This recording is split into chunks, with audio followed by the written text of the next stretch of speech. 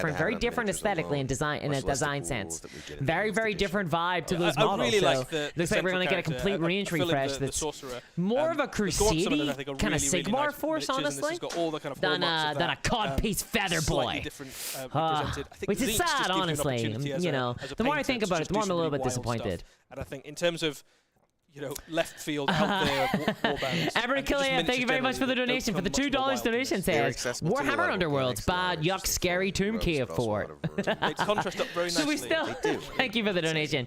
So on we the other have side of we the are box, still we have, to see Domitan's we're Storm still to see Coven, so this is Warcry a because there's definitely a magic-themed Warcry Storm reveal host, happening. And I Stormcast know because units. I've seen it. They are So we're definitely equipped gonna with get a Thunderstrike Warcry armor, so reveal. they fit in alongside And then what the else? recent releases we had alongside things like And Dominion. then what else? Well, hold Just on. really, really nice Stormcast models. So Does this end each one in is, does this end you know, in a 8 great minutes character or does model this their own end right. in an hour in Some 8 really minutes? nice stuff going on with Because the if this bases, ends in really 8 nice minutes, poses like, and proportions. it can Again, if only you're be a looking for tease. painting project. Because they have to show up the Warcry thing. Warhammer Underworld 40k 10th edition. with Space Hulk, it has to be a tease. I think it's going to be 10th edition, guys. I think it's going to be a 10th edition tease. I think it's going to be a 10th edition tease. Setting up for Warhammer Fest. Magical activities that are happening on the base. It's There, fascinating I'm to throwing see, it and also, down. you know, I'm throwing it can't wait to down. see I'm throwing down the some of gauntlet. those If I colonies. had Yeah, absolutely. If I had more we've talked about backbone, it I before. would say I'd It comes build an with lots army of of different decks 2,000. you can use. So you've got the rivals decks for each I of the think warbands. but you've I got think it's two going to be other 10th rivals edition. decks. I think it's going to be 10th With edition, each of the guys. warbands, or with any other warband. In Probably some Warhammer Underworld. $38 So dice says the quick box DIY. itself is a really flexible gaming box that you can. Would it play be on its unethical own. for me You can if I were incorporate to it wait into and see other what kind warbands of you've got dice into Games other Workshop seasons, create?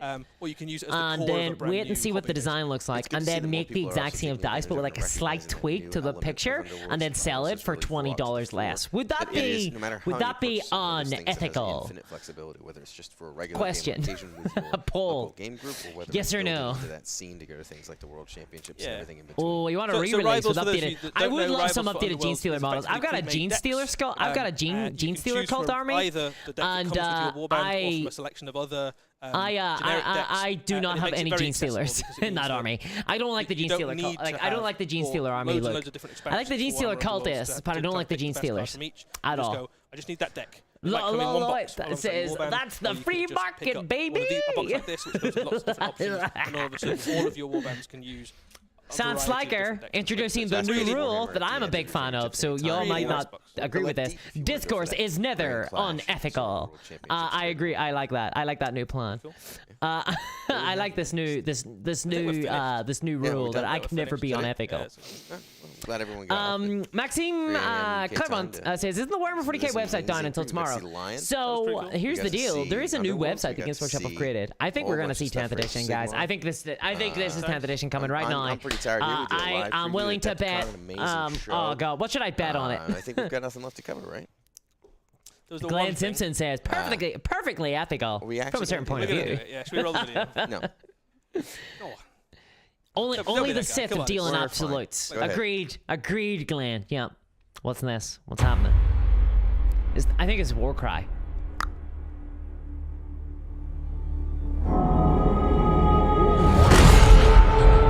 Warcry.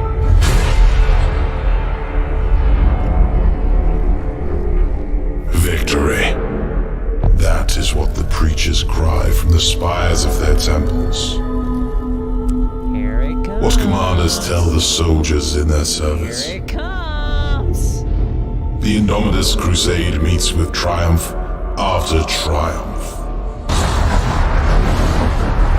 Day by day we tear Imperium Nihilus from the despoiler's grip. And though we are beset on all sides, with each battle we drive back the mutant, the heretic, the alien.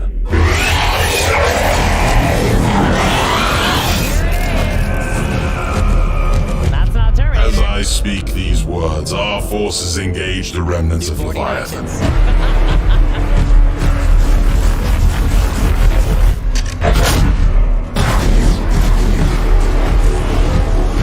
Nice flavor, bro. Templates. Reclaiming lost worlds, atoning for old shades. A crusade to cleanse the stars. Oh, hi, bro.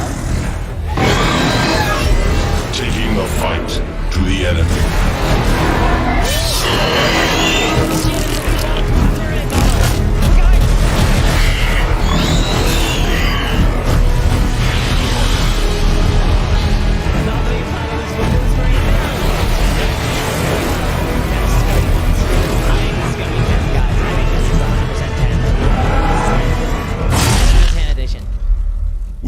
routed the Tyranids at Baal. We broke their high fleet. Soon, their foulness will be but a memory. That is what the preachers say. A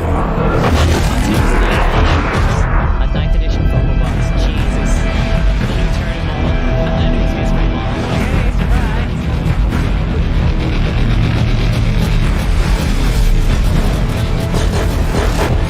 Well, maybe how can they fit more models, more units in that goddamn Space Marine turret? Belief Stun Horse. will not save us.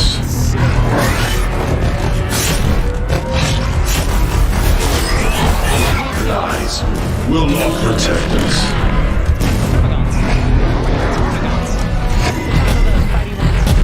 But it is our hope that will damn us.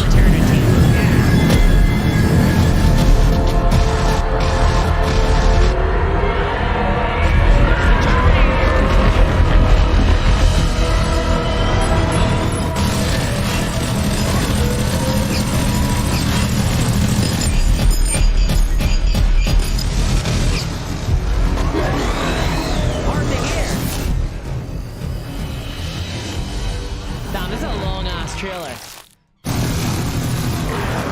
In the spies and the slums. Very indulgent.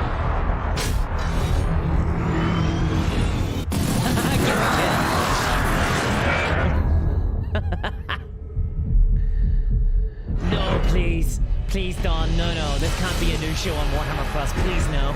Please, no. If it was a new show on Warhammer Plus, you wouldn't be seeing anything but their hands. Our people sing of victory. Victory as the galaxy burns. Victory as the Imperium rots around us. Victory as humanity rages against the dying of the light. The old classic. The old classic art there.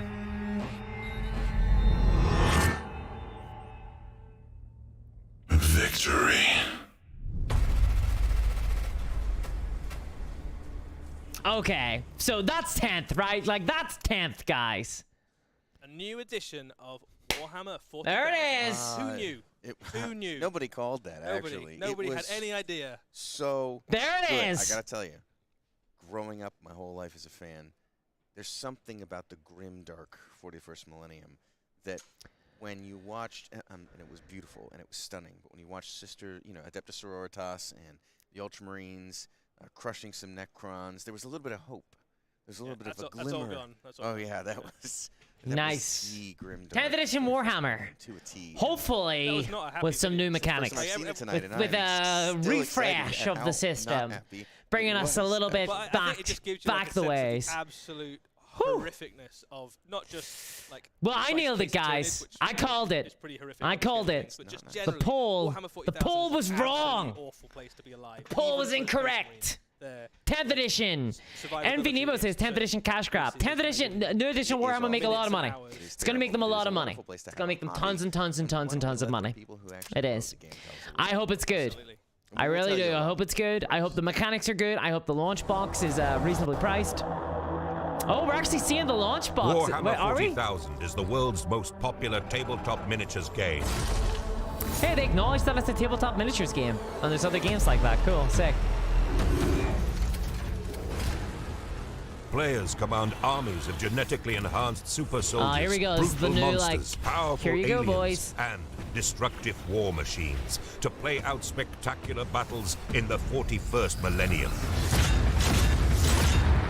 A new edition. Our mantra with this new edition has been streamlining. We've been listening to the community, and that's a large part of why we've decided to focus the game as much as possible. How can we keep the tactical depth and richness that players love, but examine every rule in the game? Does this need to be here, or is there another way that we can achieve the same result? To secure victory, you must understand your strengths exactly and the what I strengths needed. of your enemy. We've fundamentally changed the datasheets from the ground up, making them much more accessible and really focusing the rules onto the datasheet themselves. What the team's been able to do with this is really look at every unit in the game game. Make sure it has a really clear battlefield role and a thing for it to do. Oh, and then that write is- the right rules for it. Your That is data exactly sheet what rules the game all needed. fit on a single card, and your army rules will fit on a single page. One of the things we wanted to ensure was that everyone got to play 40k One as soon as page possible after rules! the edition was launched. Oh my So to make god, that happen, guys. all of the It's rules full for everyone's circle. armies via the data sheets and their army rules will be Guys. available for free.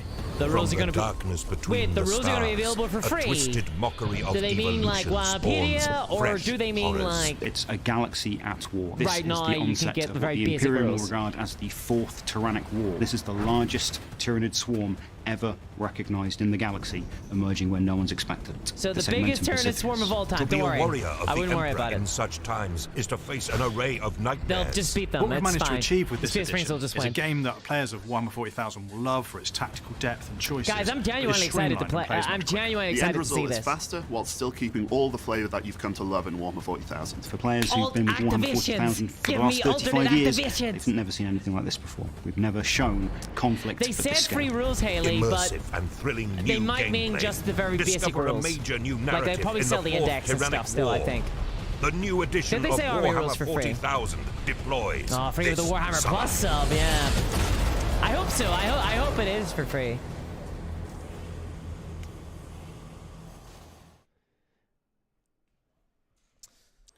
So that's the Warhammer 40,000 studio had to say about some of the changes. It sounds very exciting. It's very exciting. We'll talk Oh, about some of them in they're depth, coming in for the fact, one-page this very live rules. stream, Eddie. But it's fascinating to me because there's a whole bunch. They're on the coming back for about one-page not rules. least of which is what's going on with the lore of the 41st absolutely. millennium, as well as Like, what's happening frankly, with the I'm more rules. What does a interested in streamlined like experience hearing about actually this mean? Is it still the 40k we've come and to know hearing and about love? this. As well as what do free rules Let's mean? Because see. there's a lot more to that than what you Yeah, might there's expect. lots of lines there thrown away which have quite big implications. Yeah, we'll take some time to get to you, but I feel like the one thing we're missing is, well, the reason It's we've the all gotten into miniatures. the hobby in the Yeah, first place.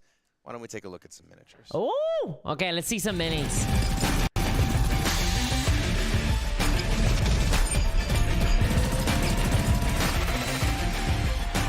Chimeras Terminators. They look very classic.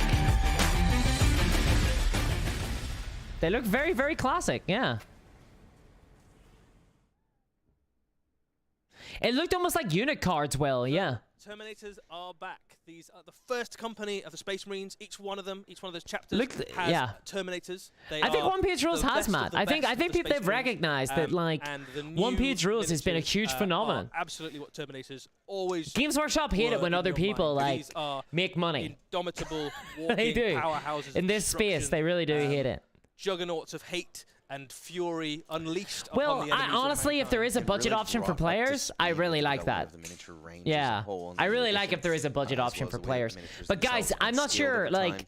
And I'm especially excited because as I was watching the It'll be chat different. during some of the It'll be videos hard to earlier, I see. saw a Like, bunch of people saying, I think they. "Oh, might, thought I we don't were know gonna if they're see new talking about the Terminator free miniatures." rules, like the way they Well, do the you free were gonna rules right see now new for Terminator 9th miniatures, and edition. They are stunning. They do Where you all get of the the basics justice for to the free. original sculpts. They do all of the Honestly. justice to the But I do aesthetic think they and need- feel of Terminators in the first place, while being brought up to the scale that really justifies what They are really in the need war. They to stand really well in the army. to They- make they- it all they free. stand They taller really need to than, make it all free. Primaris Like, Marine. are they One going to of the do an things we're saying index about for these free, Terminators is the that way they these did the aren't like a necessarily, compendium for Kill Team, and Primaris then start to Terminators, release they're not codices as necessarily time goes firstborn on? Terminators.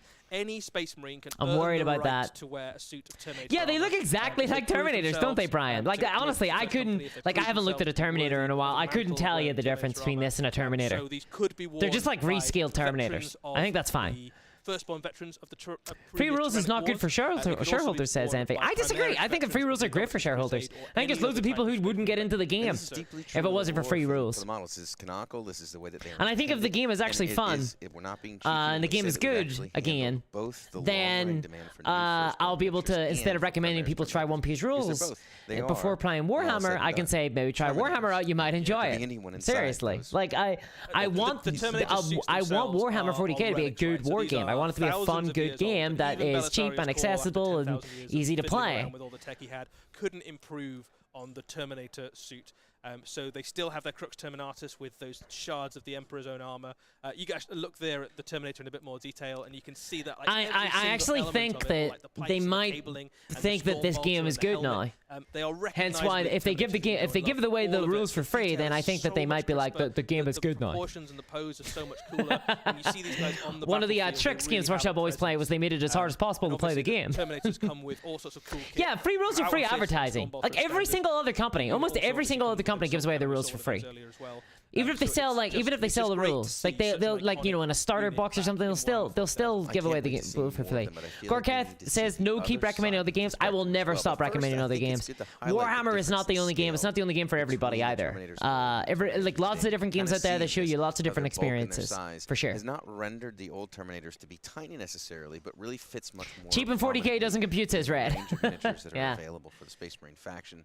Kind of perfectly. Well, I guess it kind of works out. I'm glad that I stayed up now. Yeah. Like the more 10 past 4 in the morning for me. Some of the kind of the bigger character models. Been up since 8 a.m. yesterday. You know, something like a Primarch maybe. How long is that? Guilliman or the Lion or something like that. It's leading not a squad too of these bad. guys. And obviously every chapter, all the main chapters we know about have their own particular special. Free rules for D&D made Wizard of the Coast a lot of money, says Baldrick. Yeah.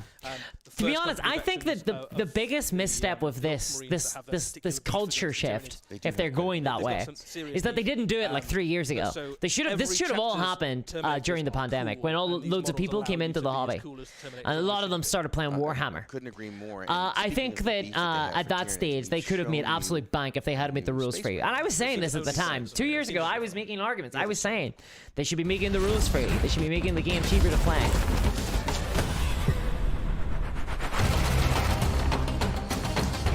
The model looks good. Gonna turn it down a little.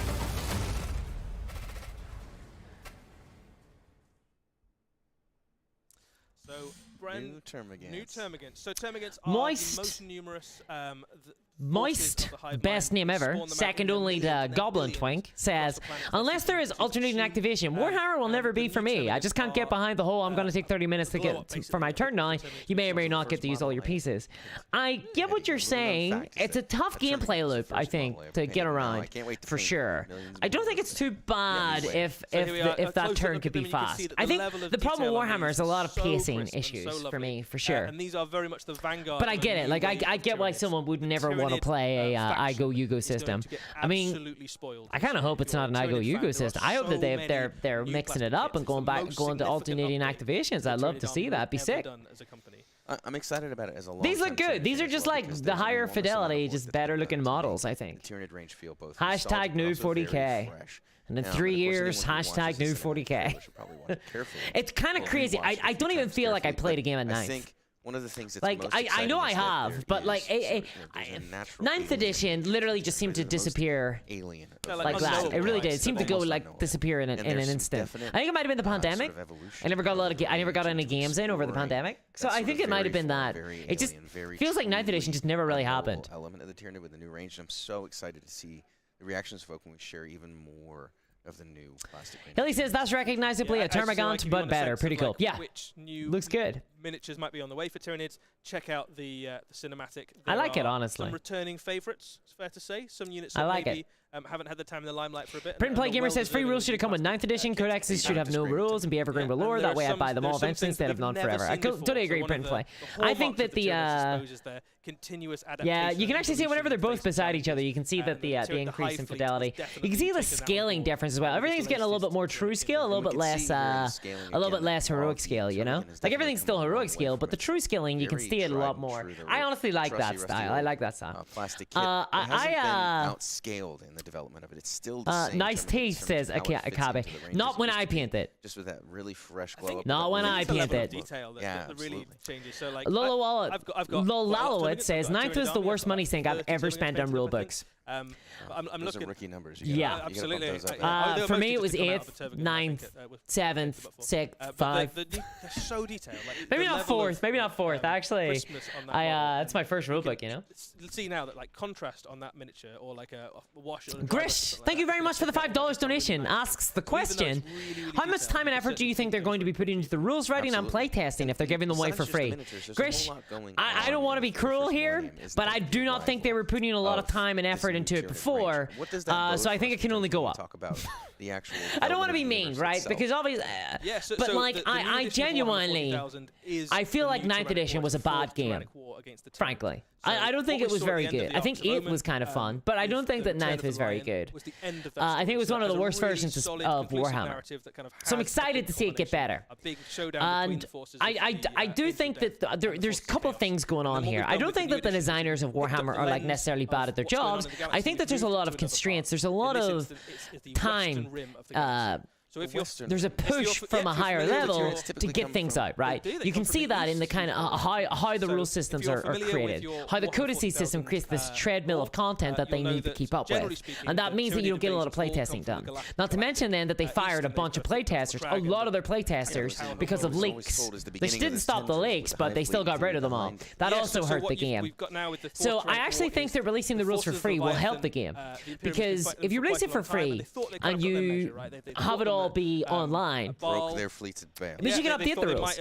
The central database can be updated. To be frank, like what happens these days is if I'm playing, I'll just play with the codex. I don't even look at like what the hell's going on. I'm either using the codex or Wahapedia. If there is like an online database of all of the rules for free, not in an app, please, like on a website, then that'd be sick. I'm really excited for that. I think that's really good.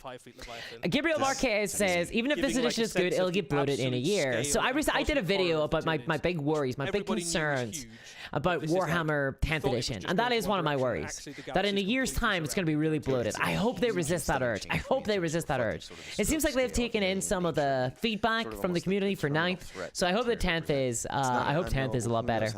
Guys, I'm gonna be honest, I'm really excited to be able to play Warhammer again. I really am. Like I genuinely am really excited by the idea of playing Warhammer again, and I really want it to be good. I just want good games. That's all I want in this hobby. I want good games. So I hope it's good. Eddie, it's one of those things we're not sure. Anyone would wonder how much will we talk about the rules and the reveal, right? Vagabond Prime says, Weird and Corvus Belly both do rules for free. The print books have the fluff. People still buy the books. Yes, of course. You think people won't buy? Like people won't buy those books for Warhammer. Look at the Ark of Omens books. People are buying them for like the 3 pages of lore inside there. I actually bought the Chaos Codex for the fluff update, and I wasn't super satisfied, honestly, but you know, I did. But from free rules equals free playtesting, says Amit. Yeah, I think honestly, free rules is gonna do nothing but help it. Minor rules spread across for real. The bloat must flow, says Evil Spots. The bloat must flow. I really hope not. I really hope not. These next elements of the game, you know, a good example is no, Games Workshop don't have a great record when it comes to apps. I'm a little bit nervous about apps, honestly, because a lot of different companies do apps, and a lot of them get it wrong.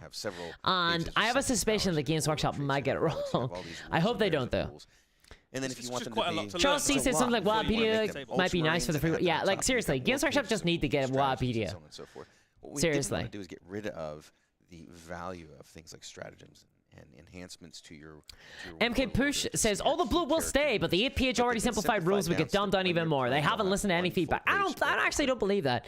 I actually don't believe that. I think that like per army, as well as a series of upgrades to your maybe is the answer. There might be a lot more bloat, but I'm genuinely like I hope that it's better. I'm hopeful. I'm not a cynical person. I do hope genuinely that they're trying to make a better product.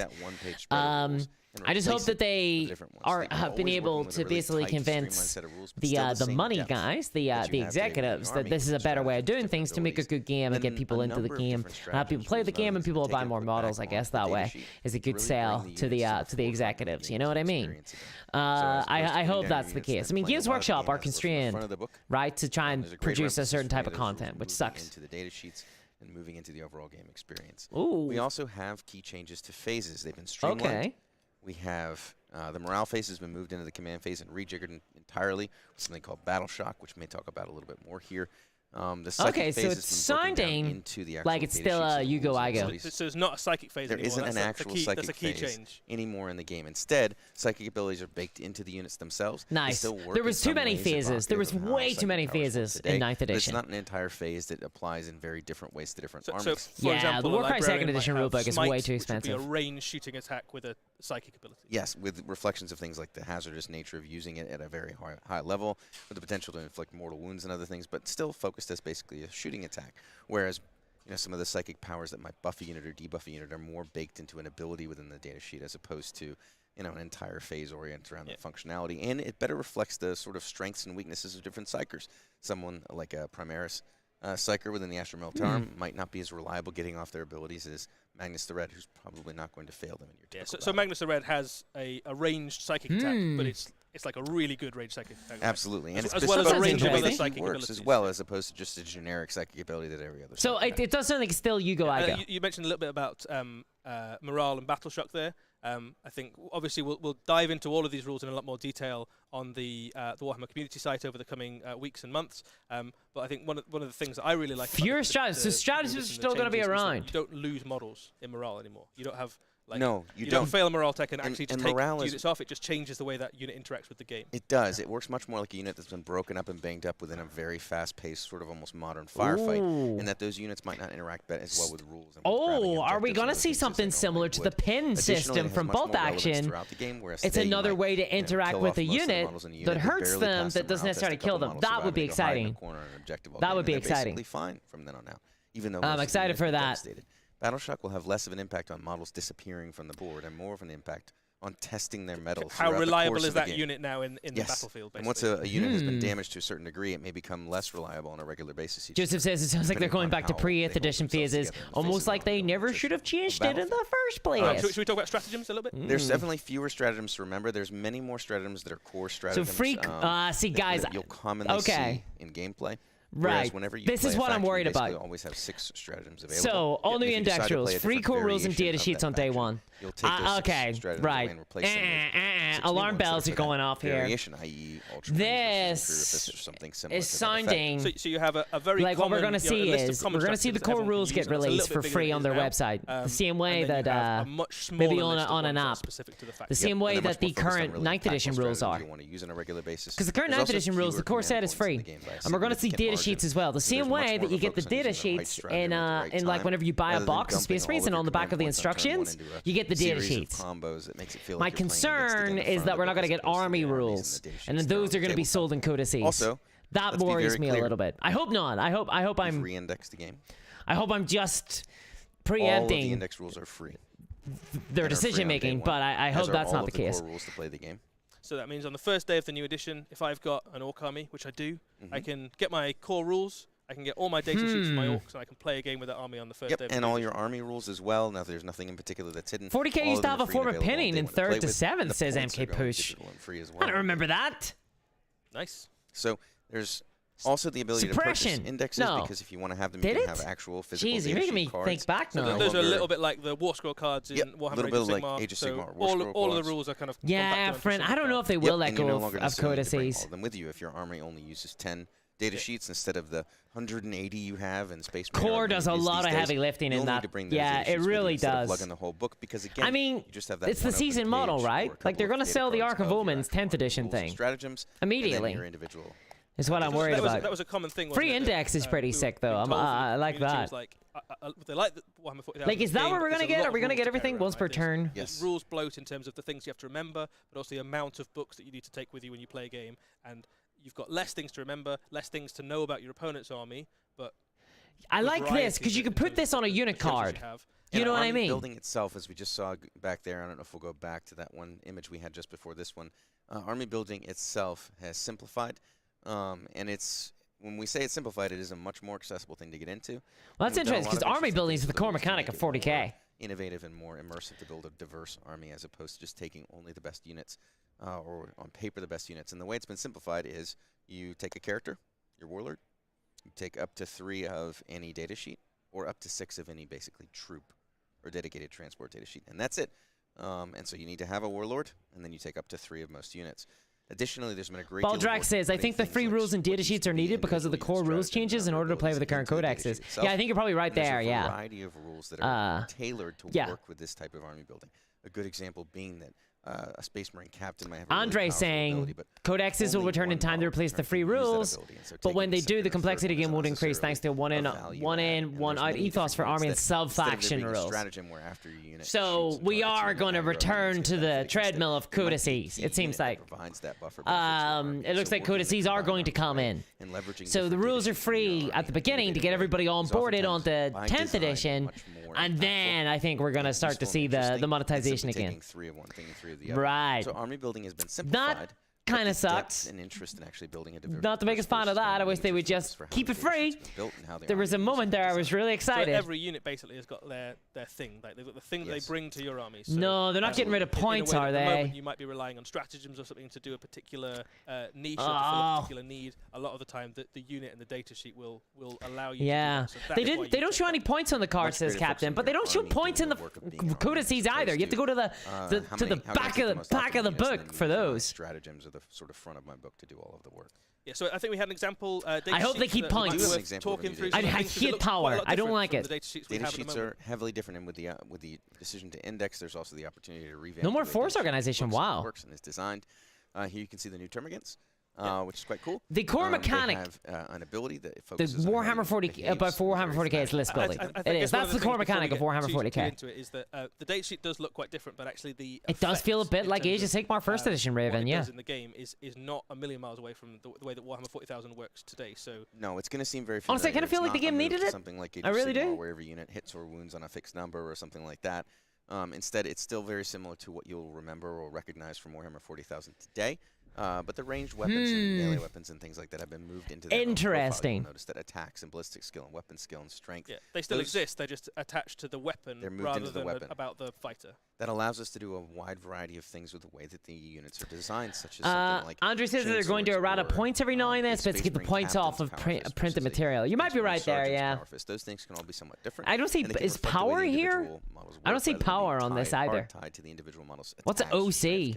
So OC, do not steal. In the chat about OC. Do you want to talk a bit about that? Objective control. So OC effectively establishes the value that each model in a unit has if it is within range of an objective marker.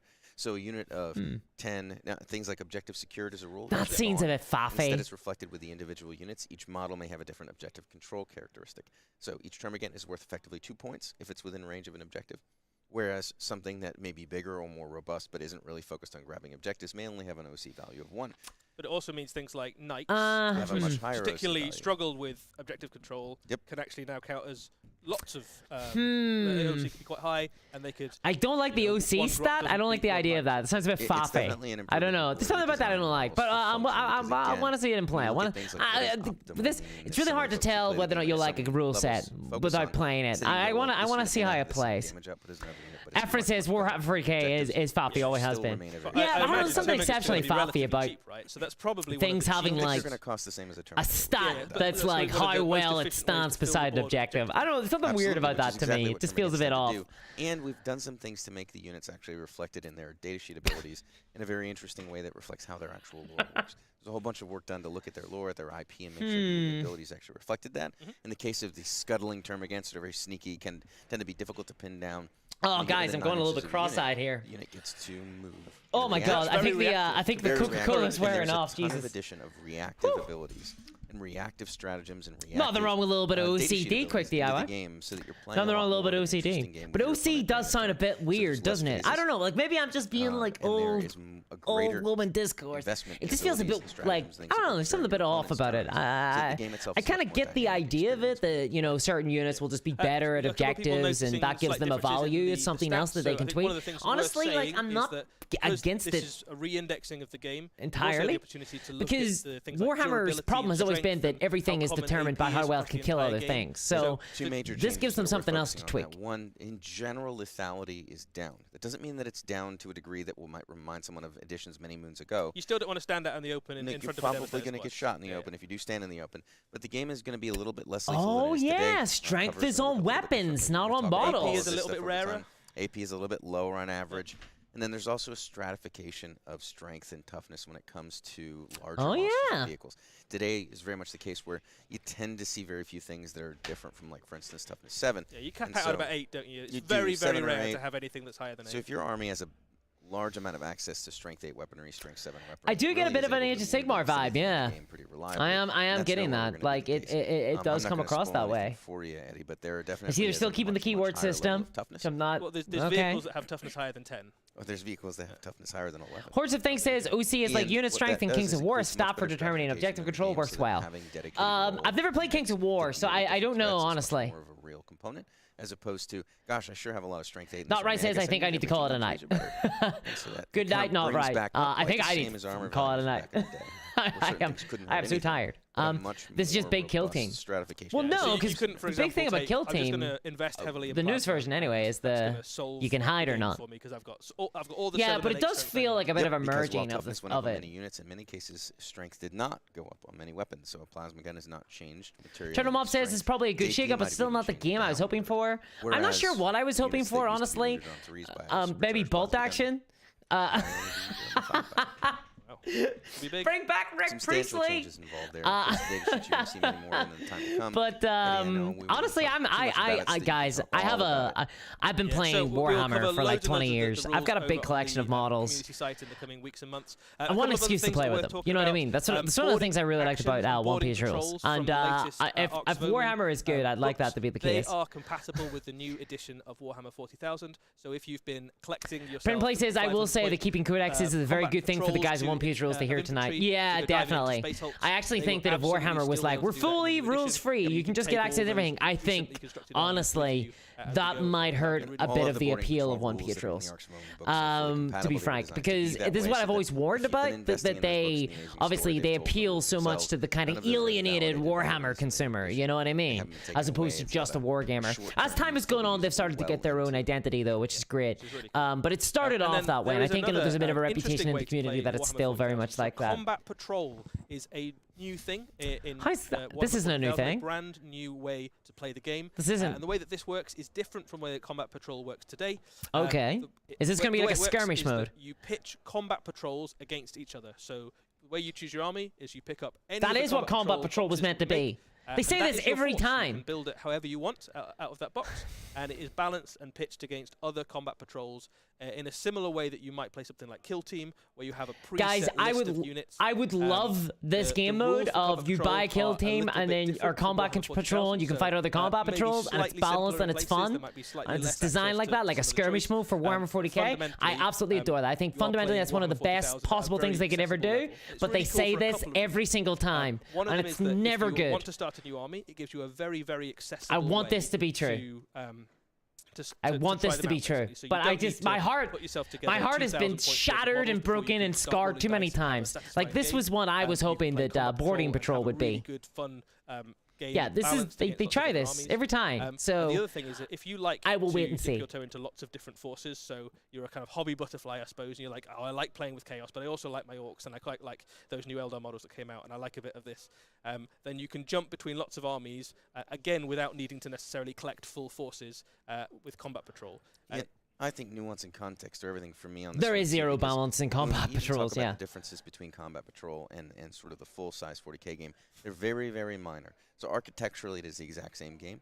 And what you might see is changes. They're not balanced right now, but they can change all of the data sheets, though. You know what I mean? Like they can change all the stats in the data sheets, and they can try to make it more balanced against one another. Simple in the Combat Patrol. When it buy moves more up to boxes, 40K, that says Evil Sponge. But honestly, like I genuinely feel like Warhammer is priced at such a level that it should be just a skirmish game. You know what I mean? Like a Combat Patrol should be the maximum that you spend on an army. The amount of money that it cost me to get that 2,000 point Space Marine, like it was too much. Like it was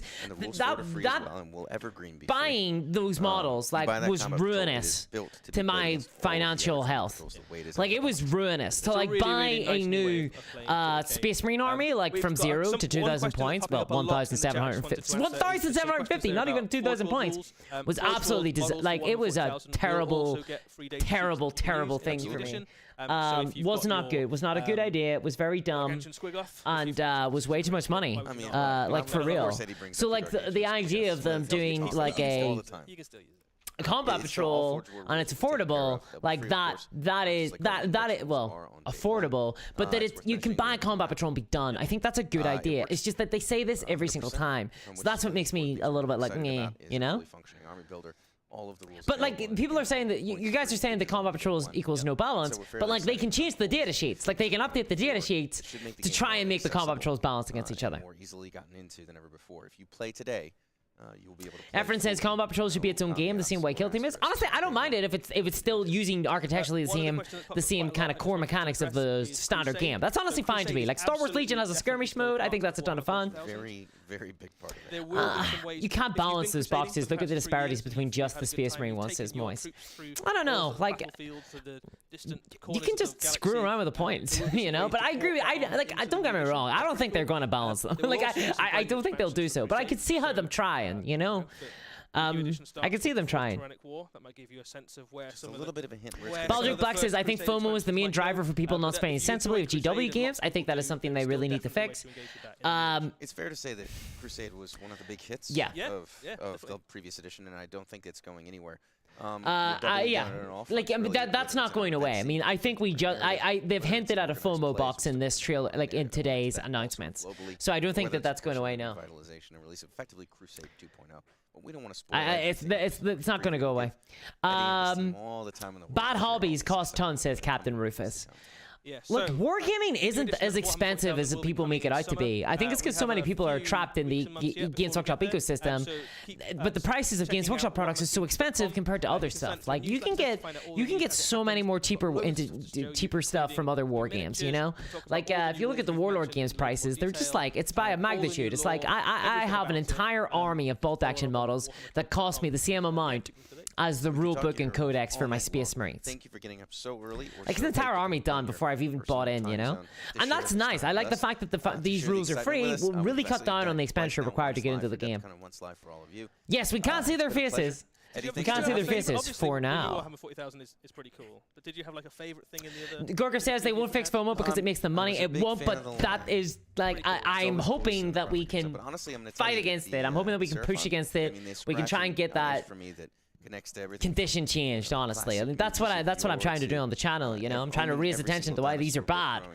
I'm trying to create a little bit of consciousness in the community about why these are bad. I really am, because I don't like them at all. I really don't like them. Say it's an exciting summer and year to come for Warhammer. Yeah, I really don't like them. For every single game system, basically. Print and Play Gamer says high prices keep a lot of people out in the first place. FOMO makes them quit after a year or two. Yeah, the FOMO puts the pressure on, right? But I'm hoping that like with that this makes it a little bit easier for people to buy models and play games.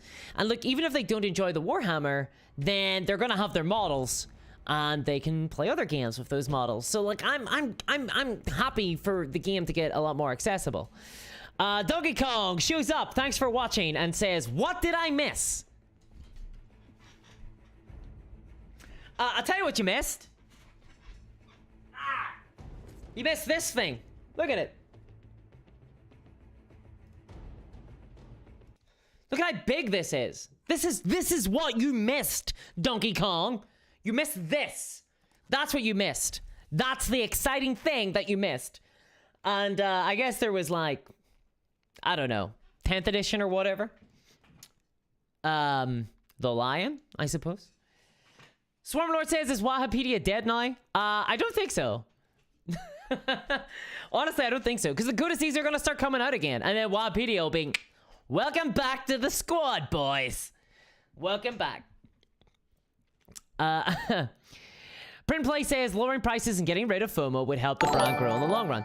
Guy, I 100%. I think release a fun game, sell it for a reasonable price, sell your models for a reasonable price, and actually what you'll do is you'll grow the amount of people who want to buy your product, and loads more people will play, and they'll have a really long, healthy hobby. I know so many people who would be playing Warhammer 40k were it not for the fact that the game has completely alienated them. If you could retain those customers, then it would be so much bigger. Dingo Dundee, glad to see you, mate, says, good day, play discourse, mate. Remember, just keep gaming. That's all that matters. Doesn't matter what the game is. It's the fun that counts, mate.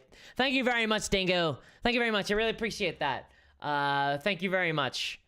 It's very kind of you to donate that there, and it is. It's the fun that matters. It really is. As long as we're having fun, and yeah, as long as we're having fun, really, and the game is affordable. To be fair, I hope you guys enjoyed this coverage of it. Honestly, maybe not as enthusiastic or as like hyped. Maybe a little bit more rocks, a little bit. I get a little bit self-conscious sometimes about my coverage of these events. Don Jackson, thank you very much for the donation. Says, I buy Combat Patrol as a fast starter box for Grimdark Future Armies when I'm busy printing other stuff. That is the peril of the 3D printer, isn't it? You can only print so many things all at once. Thank you very much for the donation there, Don. I really do appreciate that. As we tick over into 20 minutes to 5 o'clock, the sun will be peeking over at any moment, and I'm like, I still haven't slept. So I really appreciate that donation. Thank you very much. Donkey Kong asks, are you going to watch the D&D movie? Yes, actually, and I'll be reviewing that movie. I am going to turn movie critic, and I'm going to actually review the movie of Dungeons and Dragons, and it's going to be incredible. I can't wait to see the work of Jeremy Irons. He's a great actor, so I can't wait to see his work in it. Gorka says, really good. Thanks very much. Thank you for the little hearts, you guys. Thank you. No, I asked Space Marine 2. Hold on, wait a minute. We didn't see anything for Warcry, but I saw Warcry. Guys, there's Warcry leaks. The new Warcry box set has been shown. Why did we see the Warcry thing? What the hell? All right, so I heard that there's other streams happening. Somebody told me that there was another stream. Everyone's abandoning me. Oh, I see. I'm just looking at the concurrent viewers dropping. Now that the stream is over, you're all like, well, I had enough of this discourse. I think there's a lot of really interesting stuff there. I think we basically talked through the rules, though. I mean, we have to wait and see more. I guess, actually, I think the Warhammer community page, let's dip. Let's see. Okay, let's go. A new edition of Warhammer 40k. A mind-blowing new edition is coming. Okay. So there's the trailer again. We're not going to watch that. The lore. Okay, so there's another High Fleet. Honestly, guys, I'm not that worried. I think the High Fleet will just be beaten. Maybe. Oh, wouldn't it be cool if a Primarch sacrificed themselves? Wouldn't that be fun? Okay, so yeah, we got our new Terminators here. They looked kind of neat. I like them. It does look like the aesthetic of the Space Marines is going back to the kind of classic-y vibe. I think, honestly, it's because they're starting to knock the old Firstborn on the head. I think we're seeing the end of the Firstborn. Donkey Kong says, my friend is so hyped for Nids. Nids are cool, dude. Nids are cool. I've got Genestealer Cultists, which is, like, I think probably the worst supported army in the entire game. I think. But they have the coolest models, so it's all good. Yeah, so, I mean, it's probably a good time to be doing a new edition, honestly. As much as, like, they obviously were just going to do a new edition no matter what, rain or high water. Because a lot of the new range refreshes have happened, right? And all the prices have gone up. So that's probably a good time for them to... A lot of the classic factions have been updated. They're really bigging up this Combat Patrol thing, but I genuinely... Let's zoom in a little bit. But, like, I genuinely... Like, am I wrong on... It feels like this was pitched to us before, wasn't it? Like, if I get my 9th edition book and I open it up, there's, like, an entire section on Combat Patrol.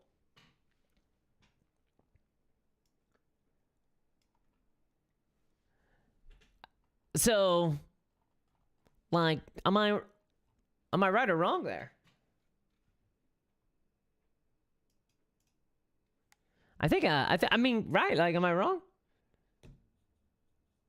Lawrence Rajat says, your coverage is great. I popped into 3 or 4 of the streams and I've camped out here. Oh, cool. Thank you very much. I'm really happy to hear that. You're very kind, Lawrence. Dante says, Discourse now comes with their home tactical rock. I do indeed. MK Push. Thank you very much for the donation. For the £2 donation says, £2. That's a 2 points donation. That means you're up at 20 to 5 in the morning. What the hell are you doing, you madman? Says, no idea if this is gonna work. Never donated before. Well, thank you very much. It worked. So thank you very much. I really appreciate that. Thank you. It's very kind of you. Glenn Simpson says, excited about 10th, but as far as my monetary commitment to Warhammer, the damage is done to an extent. I'm invested in other games, and GW will never get the full 100% of my tabletop budget again. I think that's fair, honestly. I think a lot of people have been burned. Donkey Kong, did they say anything about lowering prices? They No, they did not. No, they did not. They did not mention that. In fact, I think we're probably going to see some prices rise. Yeah, I think we're no, I don't think we're gonna see any prices lowered. You can tell when someone's coming in from another, like, they're like, hey, you know, is it gonna be reasonable? No, I'm afraid not. So yeah, I mean, look, I like the Combat Patrol idea. I hope that it is good. I hope that it is fun. I hope that you can buy Combat Patrol and, like, be done. I think that would be really sick.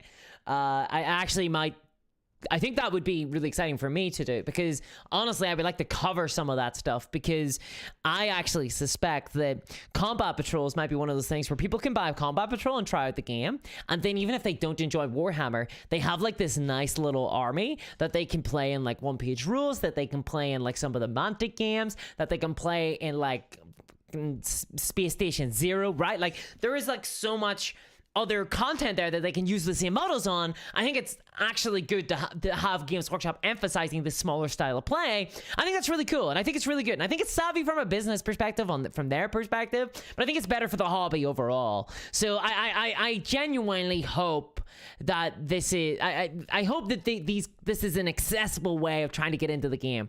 I really do hope that's the case. Fingers crossed, you guys. Fingers crossed. Baldrick says, my wife is the best thing I've ever had to control my GW addiction. See, this is my problem. I don't have anyone telling me no. I get got by FOMO, guys. It's why I really, really hate FOMO. It's why I'm very, very outspoken whenever I disagree with FOMO a lot of the time. It's one of the main bones of contention I have with Games Workshop. I really don't like the FOMO model. So I get got by it, you know? Okay, so, right. Yeah, cool. So they know it's going to be big. So I assume that All Specs Tactics probably has a video out on this already.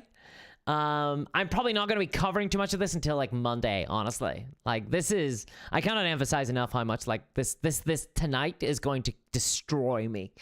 Oh, wait, what? Oh my God. Yeah, the website's done, you guys. The website is done. Wow. How about that? The website is actually done.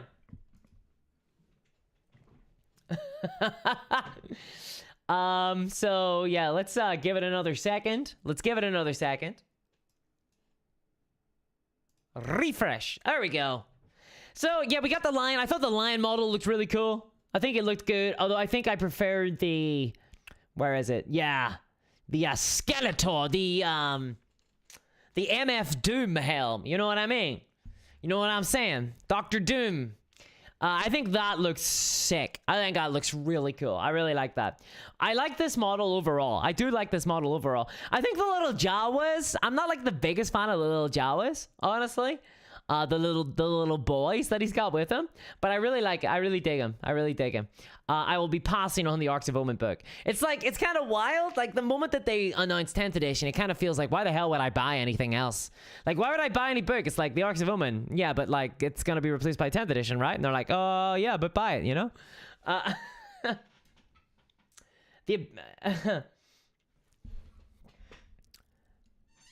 Soundsliker says, Discourse, thank you for being my voice of temperance in this hobby. Well,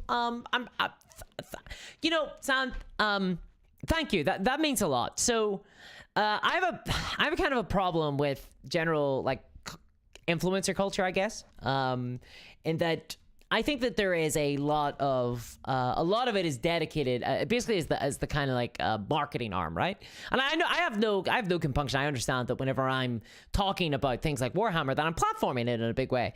But I do like to think that on this channel, my goal is to critique and to provide a balanced perspective on things. Whereas I think that there's a lot of like hype out there. There's a lot of, I think it's under this guise of positivity, this desire for like just positivity. And I think that's very unhealthy in a hobby, honestly. I think the critique is extremely important. I think the critique serves a really important role in trying to make things better, in trying to warn against certain practices. And that actually it only really serves companies whenever it's all just to be super positive all the time and you can't ever be like critical of things. So thank you for that. I really do appreciate that, because I get a lot of hate, I guess, is the way to put it. And so it's nice. It's nice for me because it does wear me down sometimes a little bit. It does wear me down. But I'm hopeful that this 10th edition will be good. I am hopeful that the 10th edition will be good, that they've taken on a lot of feedback, and I look forward to seeing the game in action. I look forward to playing the game. Guys, I'm going to be honest. Like, this is a little bit selfish of me. But I want Warhammer to be good. It is a formative part of my hobby, of my wargaming. I came into wargaming through Warhammer. I came into wargaming through the world of Warhammer. I came into wargaming through that setting. And I have a collection of Warhammer models that have been acquired over a very long period of time. And some of them when they were a little bit more affordable. And I have a lot of connection with Warhammer. I've got more connection with Warhammer than, say, like Bolt Action, than with any of the Mantic games, even with one-page rules, you know? And I want to play the game. I have a lot of friends who used to play Warhammer, and they don't play the game anymore because they couldn't afford it, because the treadmill, the constant FOMO boxes, these things got to them. They weren't able to handle it anymore. They couldn't keep up. They didn't want to keep spending the money. The price rises where they've been priced out of the hobby entirely, you know? And that upsets me. Like, that actually annoys me. And it's because I have this personal connection to the game. And as a result, I want the game to be really good. I want it to be really fun. I want to enjoy it again. And I hope that this is my opportunity to enjoy it again. I hope that the rules are free. I hope that they don't do FOMO boxes. I hope that they show restraint, you know? And I want the game to be good. I want to enjoy it. And I want to believe that Games Workshop can get better. So I go into this new edition kind of hopeful. I go into this new edition desiring for it, but do not get me wrong. If they start doing exclusives, if they start doing FOMO boxes, if the combat patrols start going up in price, like, I'm gonna call them out on that, you know. I'm going to be calling them out for that sort of stuff. But I want it to be good. Thank you very much for the donation there, Dr. Phil You Up, for the $10 donation. I really appreciate that. Thank you so much. I really do appreciate that. I do. I really do. Thank you very much. That's very kind of you. Toxic positivity, says Lawrence. It does feel that way sometimes. It does feel that way sometimes. It's like I'm surrounded by people that are like, why don't you cover something that you enjoy? And it's like, dude, I want to enjoy this. I used to enjoy this, you know? I used to really have fun. And I want it to be good. And there's all these identifiable problems.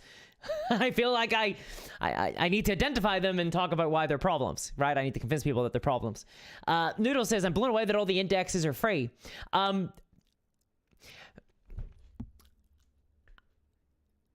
Me too. Honestly, I am surprised. I wouldn't say I'm blown away, but I am surprised that they are free. I did think that they were going to sell like 5 books and use it as an excuse. I'm really happy to hear that they're not going to do that. On the other hand, though, the market is changing, and I think the demographics of consumers in Warhammer are changing too. And I think people are beginning to expect these things, these kind of digital implementations. I don't think that the codex system will last forever. I do think that this edition will still have paper codices. And it seems like that is their plan. And but I don't think that even can last forever either. I really don't. I think that Silverthorn Good Tree, thank you very much for the $5 donation. Oh my god, this thing is like cutting off. Thank you very much for the $5. Says seals sail seashells, 2 wheels wheeling on the beach. Are you trying to get me to say weird things?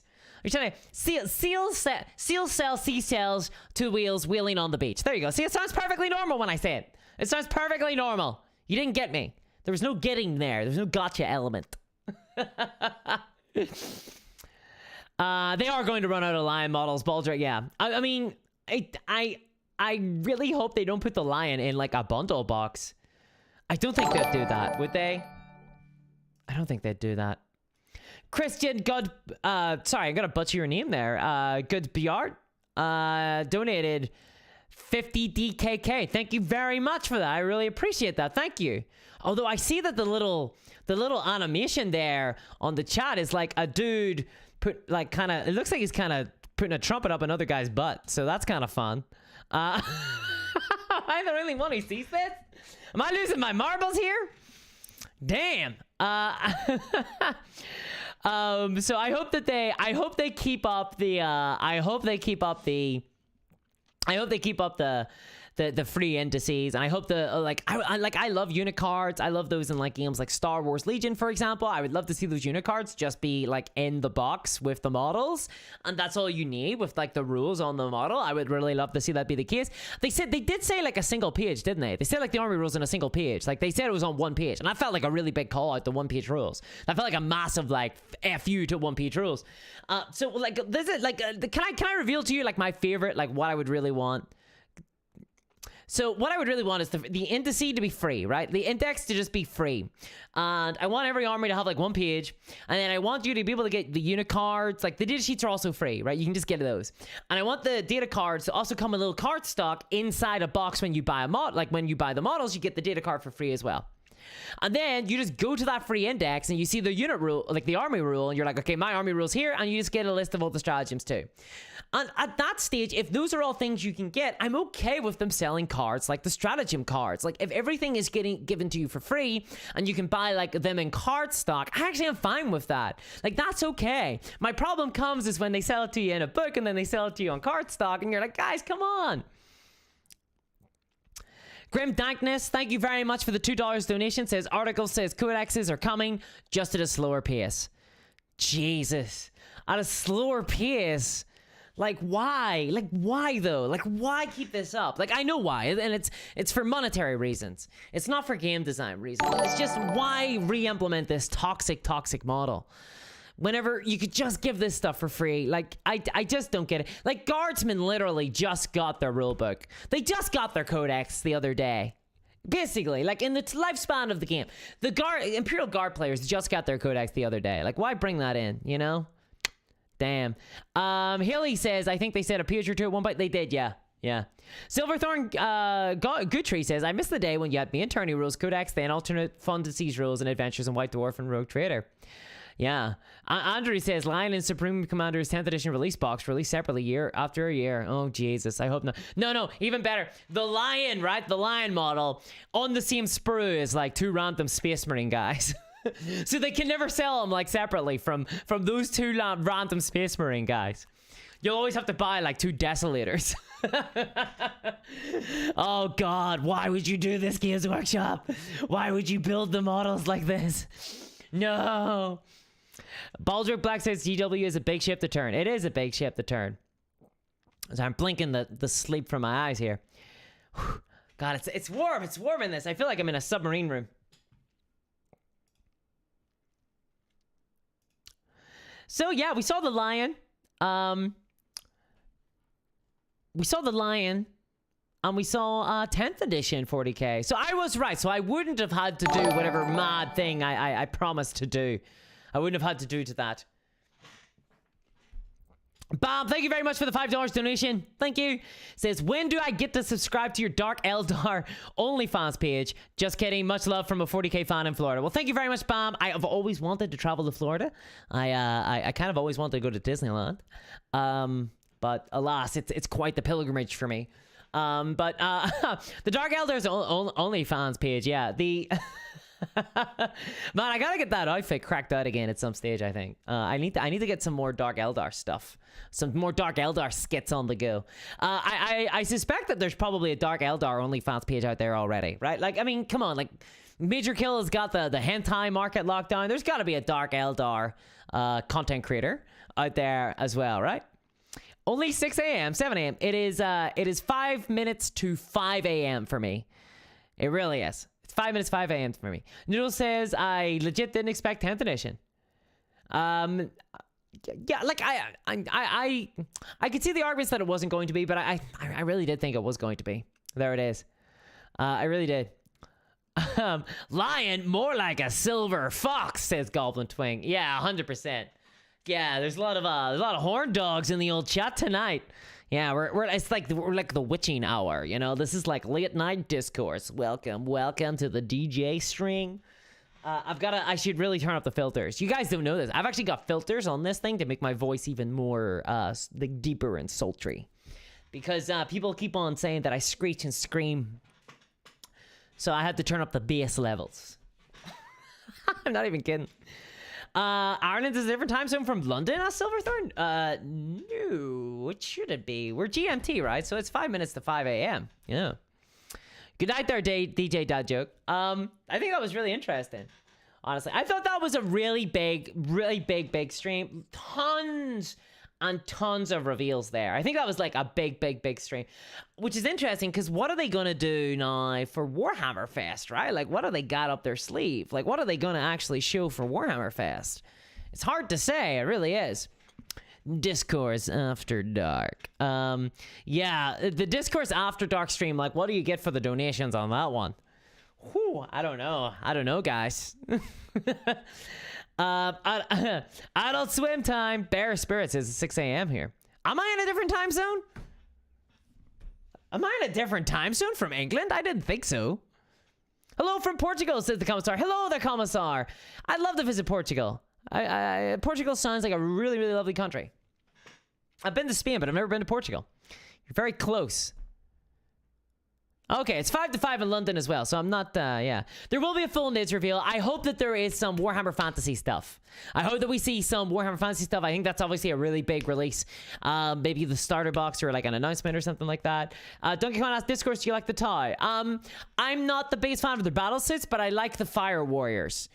This mainly goes back to like all the way back in 4th edition, whenever the TIE players all had their models and they were all like positioned like that, like pew pew, I'm gonna shoot you. And my guardsmen were all like, I'm gonna run like this. I've got my gun and I'm like positioned like this.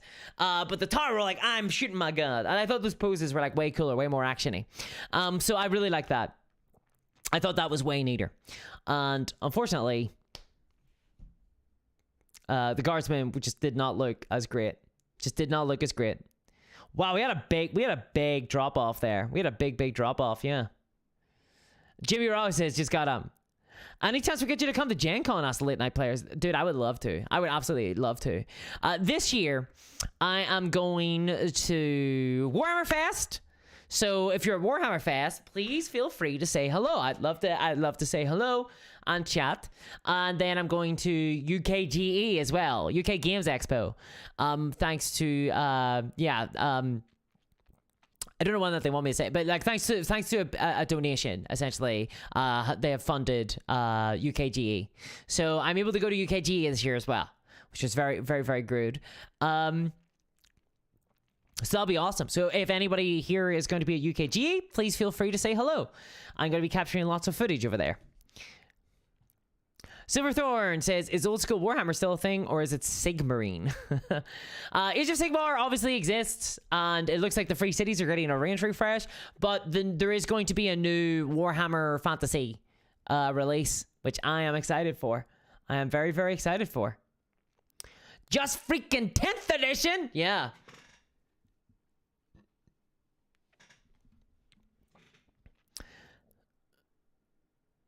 Dante says, yeah, apparently men are impassioned and women are screechy. That is exactly my experience. I get called screechy a lot. I really do. And admittedly, I do screech. Lawrence, thank you very much for the donation, for the $10 donations. Says, my two sons told me about one-page rules. I googled one-page rules, and there you were. Been following you ever since. Use an American acronym. You're out. Thank you so much, Lawrence. I'm really glad to hear that, actually, because my goal with a lot of my content is make sure people laugh and smile in it, because I feel like I'm reporting on stuff that sometimes really sucks, that isn't great. But I want to have fun, you know. I want people to have fun. What happens if I celebrate the first super chat from Lawrence Rajoy? As YouTube is telling me. Woo! Thank you very much. There, YouTube, I've celebrated. But I'm really glad to hear that. Honestly, I was really happy to like cover some One Piece Rules stuff, because it was a really big revelation for me, for sure. It was really cool. Oh, we're getting some people getting all hail grandfather Nurgle. I don't think so, Noah. I don't think so. Simon says, time to get ready for bed. I never would have watched the GW live stream, but saw you were covering it and joined in on the way. We made it fun. Thank you so much, guys. Honestly, the outpouring of love from you guys has been like really, really cool. It really has been. I frequently, so as part of like this whole like content creation business, I find myself being in places where people are not happy with my coverage of certain products, shall we say, and certain brands, like really not happy with it. And they tell me this a lot. Like I get told this a lot. So it's always really nice to hear from you guys whenever you're like, yeah, actually it's been fun. And it just means the world to me to hear that people have enjoyed the content. It really does. Because like, you know, it just, sometimes the videos feel a little bit impersonal. I can like go back and I can read the comments and I can, you know, like I can respond and stuff like that, which I do try to do. But it's just there's a connection via chat that I think that like via the streams that comes across a lot more. So thank you so much, guys. I really do appreciate it. Am I excited for the Cavill 40K TV show? I want to hear more. Like, yes, in theory, but I just want to hear like what it's going to be about. One thing that really worried me was that he mentioned that it was the beginning of a cinematic universe, and I'm beginning to think that like cinematic universes right now I feel like MMOs in the 2000s. Like everybody was like, "Wow, World of Warcraft is making a ton of money. Where's our MMO?" And then everybody tried to make an MMO, and they all failed, and they all crashed and burned. It seems like right now, like Marvel has made a profitable cinematic universe, and now everybody else is like, "We need a cinematic universe." And then like, you know, what they do is Dracula movie and it bombs. Like, come on. Like, I don't know. Like, I'm worried about the idea of doing a Warhammer cinematic universe. I think that what they should worry about is making a good show and then see, right? Like, I think this is how Marvel did it. They made a good couple of movies and kind of did little Easter eggs, and that was how they perceived them. And then they started. They're putting the cart before the horse there. I think that they should just focus on making a good thing, and I hope they do. And it seems like Henry Cavill is really impassioned about it, and so hopefully he's able to help get something good. Noodle says, so are we going to get the game rules today? What do they mean by day one? Are we still waiting? Noodles, we are going to be waiting. I think the first time we're going to see any like, some of the rules are there, but I think the first time we're going to see like any like gameplay footage is probably going to be Warhammer Fest, honestly. So that's going to be great. And I guess I might get a chance to play it over there, which is kind of, I got a little bit of cheeky content planned for Warhammer Fest, you guys. I got a little bit of cheeky. I'm going to be testing some stuff, see if see how I don't know whether I should give the game away in case they have security looking out for me or something. But I'm gonna that sounds really threatening. I've got some fun content I think planned for Warhammer Fest. That should be kind of cool and should be kind of fun. Because I had to really rack my brains like, what am I going to do at Warhammer Fest? But I would like to play some of the new 10th edition. I think that'd be pretty cool. Corn is my spirit animal, says Captain Rufus. That is a very dangerous spirit animal to have, for sure. One Hope of the Doom says, we stand with you against GW out on the foggy dew. Well, thank you very much, One Hope. Print and Play Giver says, Discourse, your content is always fun. Your points are always dead on. The best thing GW could do is listen to what you say and act on at least some of it. Well, thank you very much, Print and Play Gamer. I always want the content to be fun. I want it to be fun. Oh, you guys are too kind. Don Jack says, yes, you're one of my favorite channels on YouTube in general. Thank you very much. I really hope you, like, thank you. Like, that really does mean a lot to me. It really does. Andrew says, nah, it's comic book superheroes that are in fatigue. I mean, maybe. I mean, okay. Right. There's always got to be a big truth bomb, guys.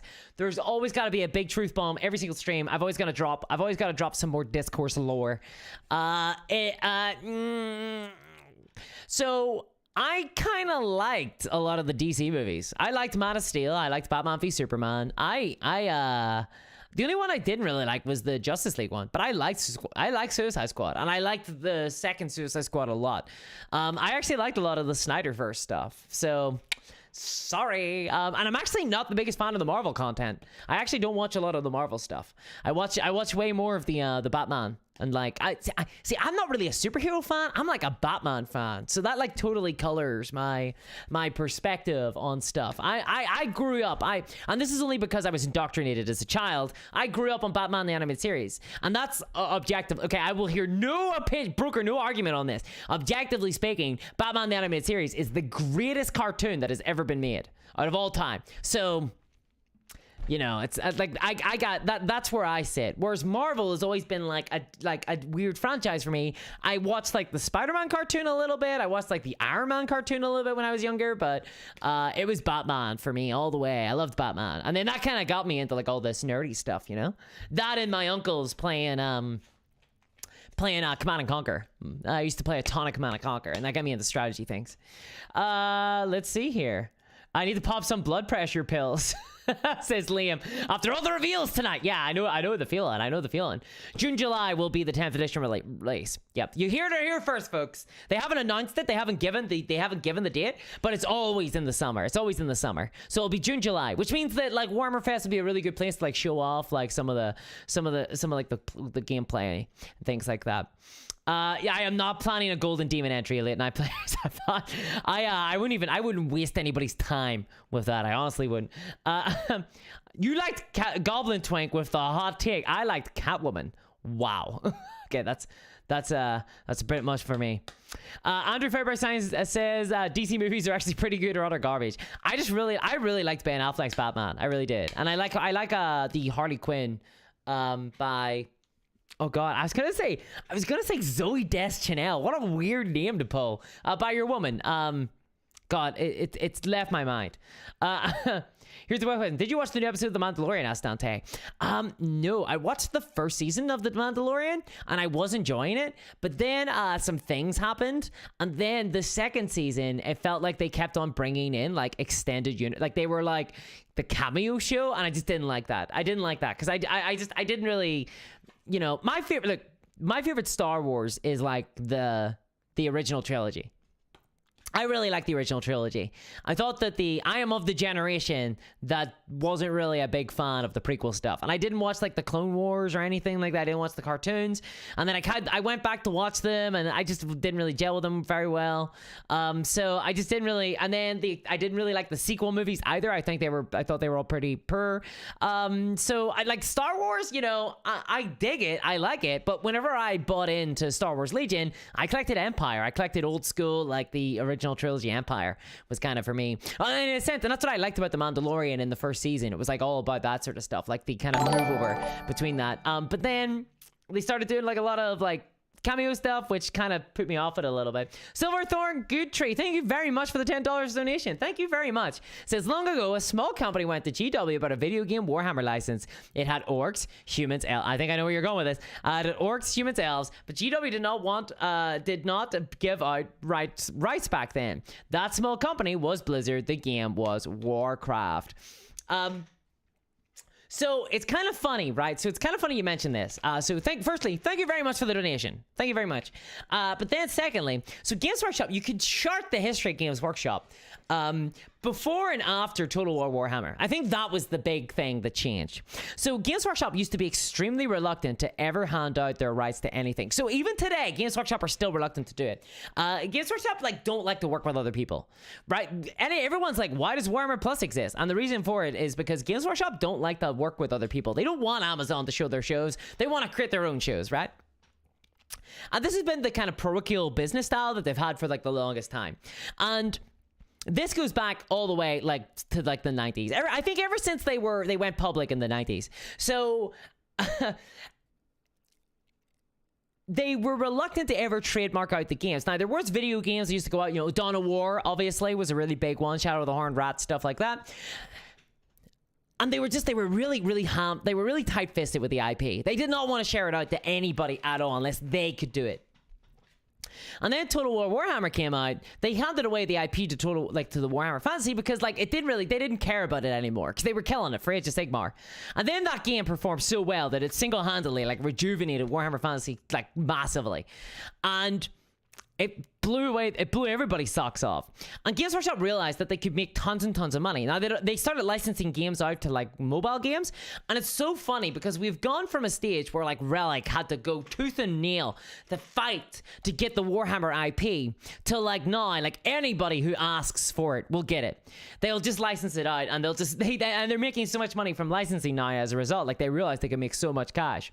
And I think eventually they're going to come to the same conclusion after Warhammer Plus. I think Warhammer Plus is a little bit of a field experiment right now, and I think they eventually will realize that like they're just gonna go to Amazon or somebody for sure. Robotech is a gateway to BattleTech, says Ryan. Amit Akara says, enter your rock into Golden Demon at Warhammer Fest for the lulz. Oh, dude, and the thing about it is, it's not even, I didn't even paint it. I'm like, here's my rock. And they're like, did you paint this? And I'll be like, no.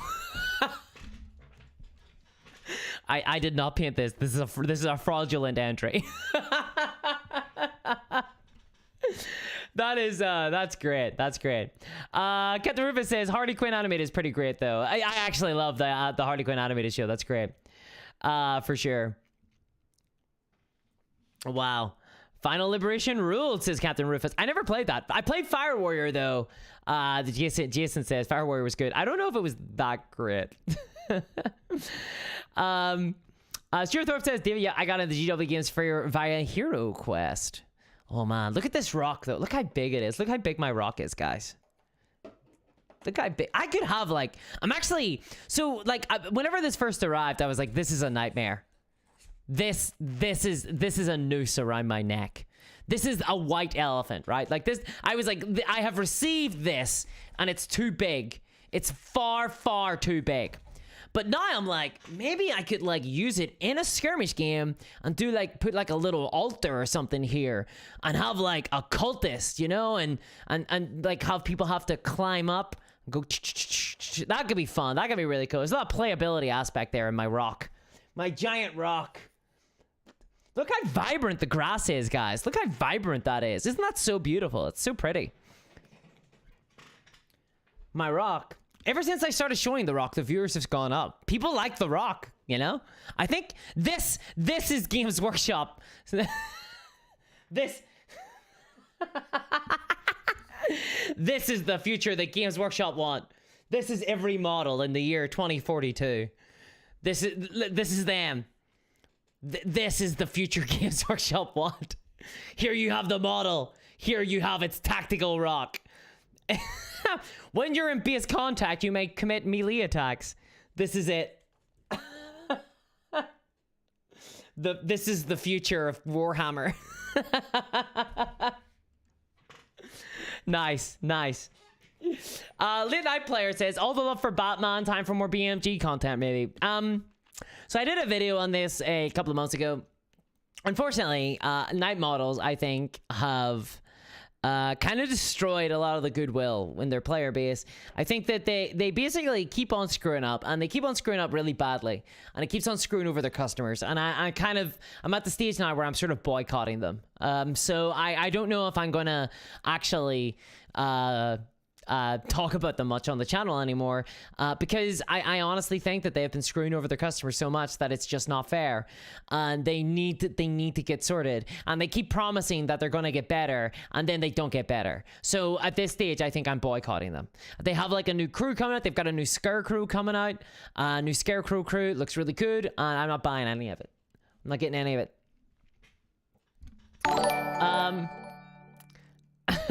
You have to put Dark Angels on it, says Christian. Yeah, like this is canonically, guys. Like, for those who don't know, this is canonically, this is the rock. Like, this is where the Dark Angels come from. Like, this is their home planet. This is their fortress monastery. This is the rock, you guys. There you go. Print to Play Gamer says you want something good to play with your Galadar kill team terrain. By the way, get Snarling Badger, Space Station Zero, Uncle Adam, and Vincey V. Make kill team fun again. Yeah, so I really want to play Space Station Zero. I have it. I actually do have it. So Uncle Adam sent it to me. And I'm still to play it. I haven't played it yet, but I've looked at the mechanics and I've read the mechanics and I've read the rulebook, and it looks fun. It does look a lot of fun, and I want to play it. So I look forward to trying it out. Honestly, I do look forward to trying it out. One of the things that kind of was like freaked me out at first was there's a D12 system. You roll a bunch of D12s, and you have to just count the even numbers, which was like what? So I look forward to trying it for sure. I think that you're right that the Beastmen will look really good, but like I'll be honest, I got a ton of sci-fi games that they will look awesome in. So I am hyped for those. I'm gonna figure out a way to get them differently.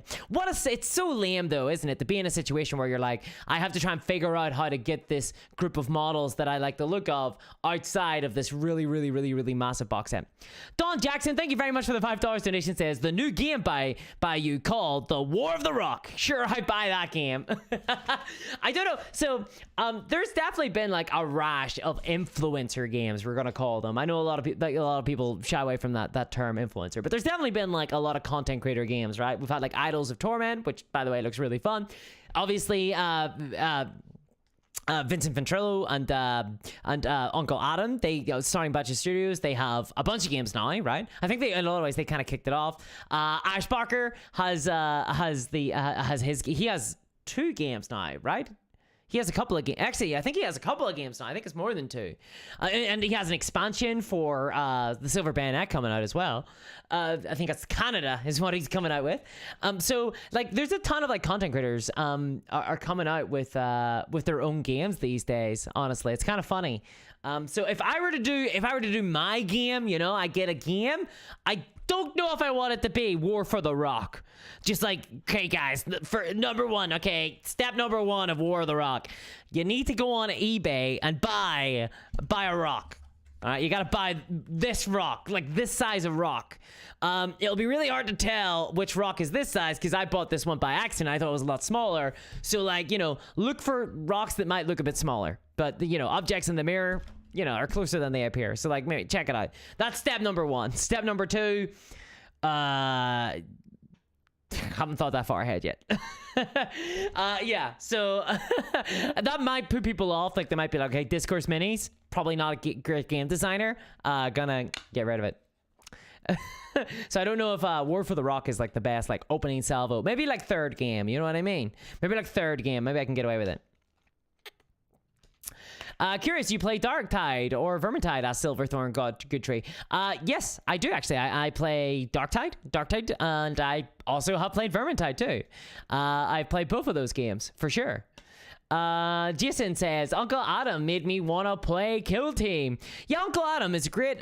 He's a great like he does a lot of great enthusiasm, and I actually like a lot of Uncle Adam's coverage. I really am a big fan of his stuff because he's obviously he obviously doesn't play 40k, and he talks about wargaming as opposed to just Warhammer, and I'm a big fan of that that track. And that's hard to do. That is really hard to do in content creation, guys. Like I can't express enough how difficult it is to be somebody that doesn't actively talk about Warhammer 40k in this space. So a big respect to him for that. But yeah, obviously he plays like a lot of the skirmish games, and yeah, like he sold me on Warcry, which I played, and it was a mistake, but I appreciate the effort. Captain Rufus says, I've been watching 40k's madness since 91. So you were around when they went public then. Yeah. Captain Rufus says it has high points, and 40k sadly has so many more low ones. Yeah, but hopefully it gets better. Bear Spirit says, I got the Street Fighter miniature game from Angry Joe show. Yeah, so I saw that Angry Joe actually does like tabletop stuff, which is kind of neat. Which is kind of cool. I thought that was kind of cool. I would like to chat with him because I've been watching Angry Joe since like 20 12. I don't even know. Like, because I got into YouTube through Total Biscuit is how I got into YouTube, because I followed Total Biscuit while radio back in the day. And then he did a bunch of content for Cataclysm. And then that kind of got me into like gaming content, like video gaming content. And then from there, you know, there was Jim Sterling, and there was the Jim Sterling channel, I should say, and the Angry Joe Show, Wild Crandor, you know, Dodger, Jesse Cox, like that kind of crowd were like who I used to follow a lot of back in the day. So it was kind of neat to like see Angry Joe get like back in to like getting into like tabletop games. It was like, huh, you're playing like Kings of War, what's up with that? Huh, that's kind of funky. It was like a little bit weird. There's a dissonance there for me. That was kind of neat. Can we just use a real rock, says Akatosh. No, Akatosh, you can't use a real rock. You've got to buy this specific rock from me for $300. Otherwise, you can't get it. Also, you only get a bit of the rock because this is also you'll have to buy the rock battle pass, I'm afraid to say. So I will carve up this rock and I will send you bits in the mail when you pay me $30. I'll give you a little bit of the rock, not including shipping. So that's, yeah. Gem Inquisition is still really good, says Captain Rufus. Yeah, like I really like James Stephanie Sturdy stuff. I do. Mike says, rock, it will come to if they don't get it right. Yeah. Rick says, Crowder's really into Warhammer 2.9. Yeah, I saw that. I mean, famously, like, Total Biscuit was, like, really into Warhammer. You know what I mean? Total Biscuit was, like, really super into Warhammer as well. I remember watching his, like, actual play of the God, what was it called? Of Dark Heresy. It was really neat. Goblin Twig says, I made a Flash animation for Jesse Cox WoW contest. I won! Oh, that's really cool. That's really neat. So you got the connections then, Goblin Twig. You got the connect. Yeah. Ryan Hay says, play the one Warlord games game that no one knows about, Slan. Ryan, I know about Slan. And I might have some Slan models. And I might be playing some Slan. I haven't played it yet, but I have played the Judge Dredd miniatures game. I'm gonna be honest. I think they're both very similar. But yeah, I will be playing some Slan. For sure. Fubu rock boxes, Jason. Yes. If you want. Okay, so like, picture this. Not only is the rock like part of the battle pass, I send you different ones, but then like I'm gonna do the flock slightly differently. So I'm gonna do like green flock, and then I'll do like a snow flock, and I'll do like a little bit of autumn leaves flock, and you have to buy a different like box set in order to get the different flock. How about that? Does that sound sick? That sounds sick, right? That sounds really good. Huh? Right? Does that... Why would anyone be against this model? Why would anyone be against my battle pass rock idea? I think that Ryan Hayes says, hell yes. Yeah, Slan. Yep. Bike says, they can streamline all they want, but if the prices don't stop being at predatory levels, even if their own market, arguably. The prices are bad, yeah. But like, look, here's the sexy deal. Here's the sexy news. The rulebooks are like a very big barrier to entry. I think that a lot of people, so if you buy a combat, I would really love start collecting boxes to return, and not like the boarding patrol boxes. Like, start collecting boxes that are marketed as like, this is where you start, because you can sell those for the price of like a video game, you know. And if that was like the end of your collection, then that's actually really reasonable. The problem is that like, that's only the beginning of your collection. Then you got to keep buying more, and like, people don't want to spend more than like a video game on that sort of stuff. Do you know what I mean? Like that kind of sucks. Silverthorn Goodtree says, too bad TB didn't see Space Marine 2 PC game. He really liked the first. Yeah, it is. And I think he would have really enjoyed the second one too. Carmenia Kennard says, the boxes have to have hidden content so you don't know which flock you're buying. Oh, like, what I'm going to do is, right, here's how we're going to roll it. So there will be some of this generic terrain, but then we'll have like bits that are like flocked rock, and there will be like some snow rock in a box with some autumn rock in a box, but they won't go together. you know? And so in order to buy the other half of those rocks, or the other quarter of those rocks, you'd have to buy them in a different FOMO box. So there'll be different boxes. So that way, there'll be a little bit more collectability, you guys. There'll be a little bit more collectability, you see. We want to get people to buy in with the big starter box that comes with like a little bit of autumn rock and a little bit of snow rock, and then we'll sell those bits separate. How about that? I'm loving this rock game, by the way. It sounds absolutely miserable. Start collecting was so much better than those combat patrols. Yeah, they were, One Hope. Yeah, they were.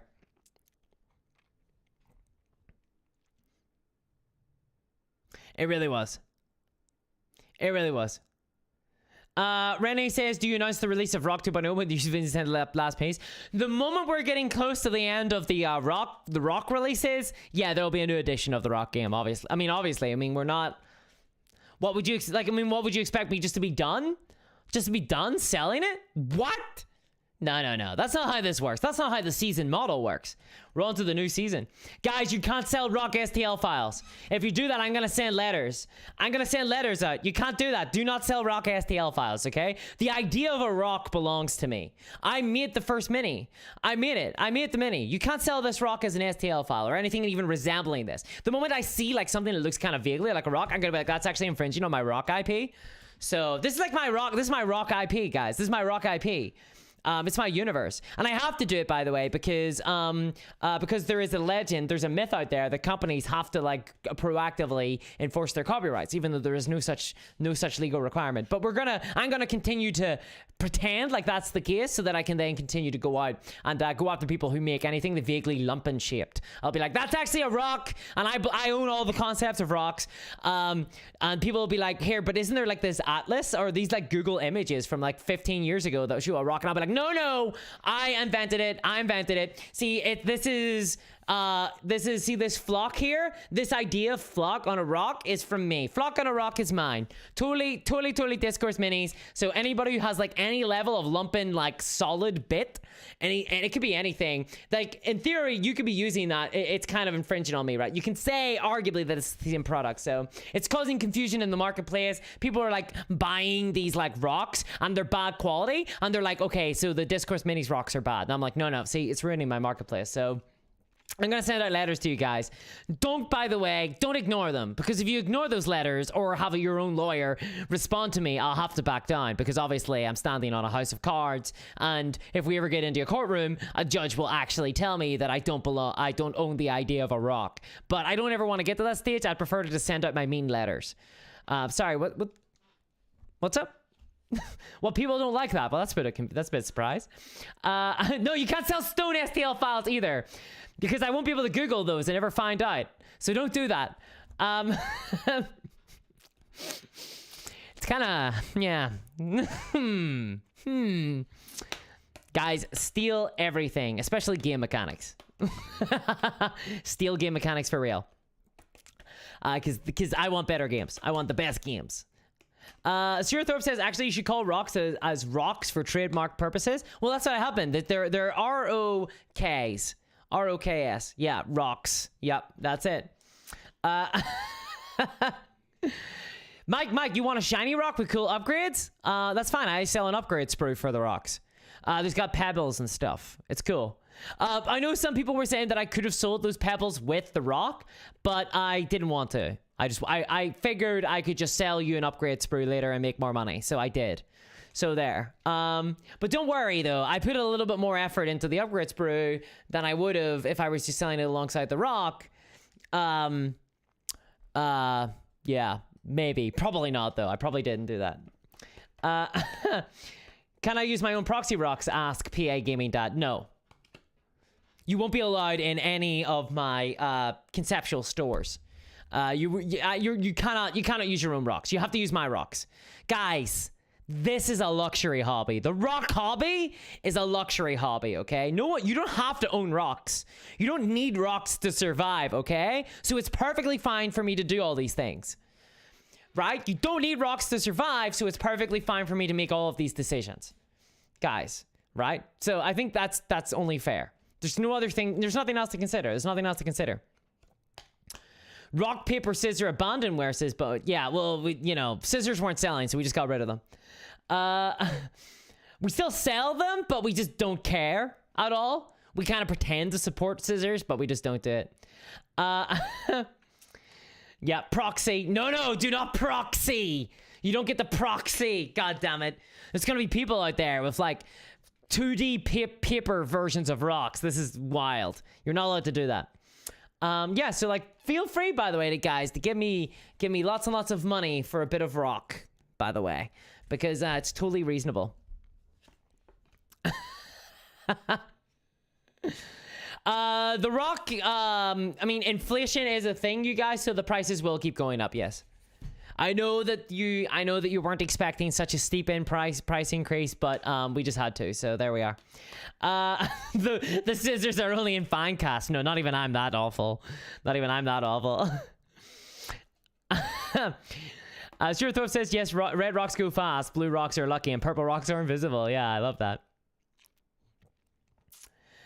Look, I think honestly that $100 for a bit of this rock here, for like this bit here, like this, so this bit just like here, a little bit there, I think $100 that's very reasonable, because we worked really hard on it, and look, here's the thing. I just think that like if one person gives me $100 for this instead of 10 people giving me $10, like I think I'm gonna convince one guy to give me 100 more, like a lot easier than convincing 10 people to give me $10. So I'm just gonna go for the second one because I just want the money. So yeah, so that's the plan. That's the rock game, guys. That's the rock game. The Rock might sue me, says Renee. Not at all, because it's actually a different industry, so he can't sue me. And I've spelled it differently. It's a special thing. Nia says, I'm proxying Twink Fulgrim. That it totally isn't a recast. It's a lie, and create a custom chapter. Nia, create a custom chapter. Go for it. I love custom chapters. Custom chapters are the best.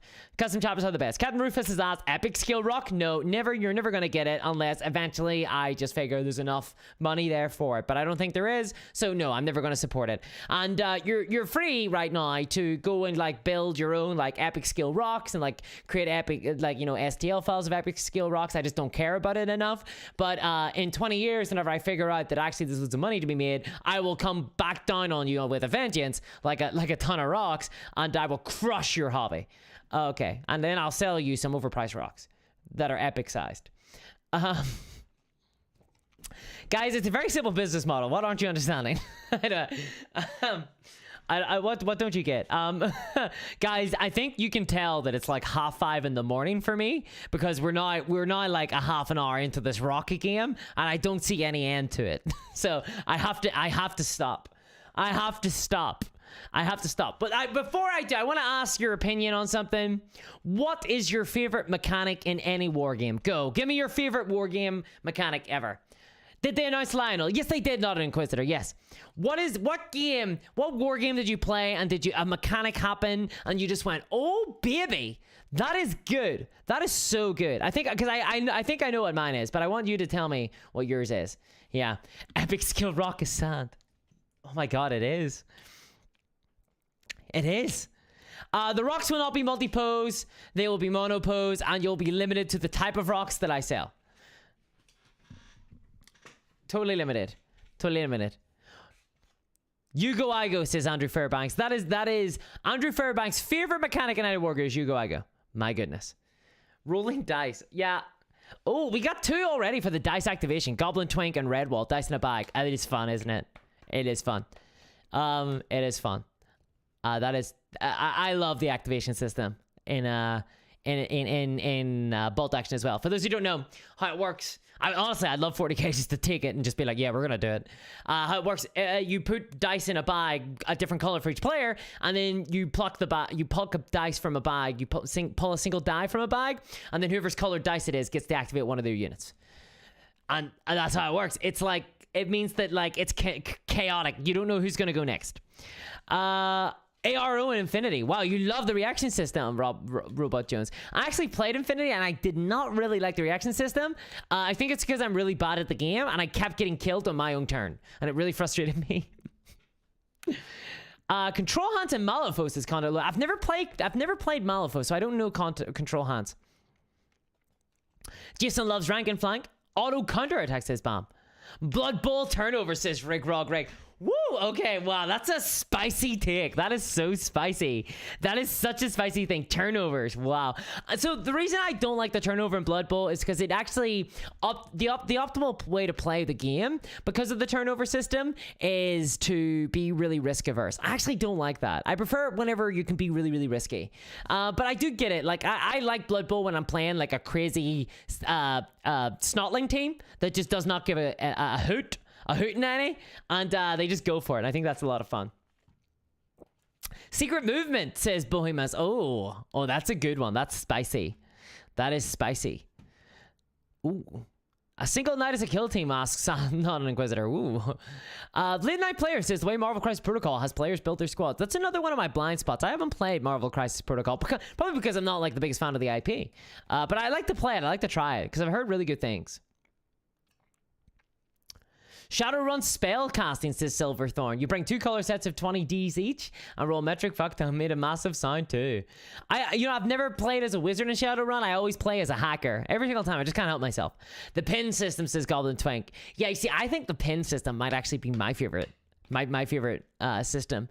How the pins work is whenever you get shot, even if you don't get wounded, like even if they don't pass like the equivalent of a toughness roll, if you get shot, if you get hit, then you take a pin, and that actually will reduce all your stats each time. And it's something like the morale system for Warhammer 40k like 10th edition might be kind of vaguely similar to that, so I'm kind of excited for that. It sounds like the morale system now, if you feel your morale, your stats go down, and that sounds kind of cool.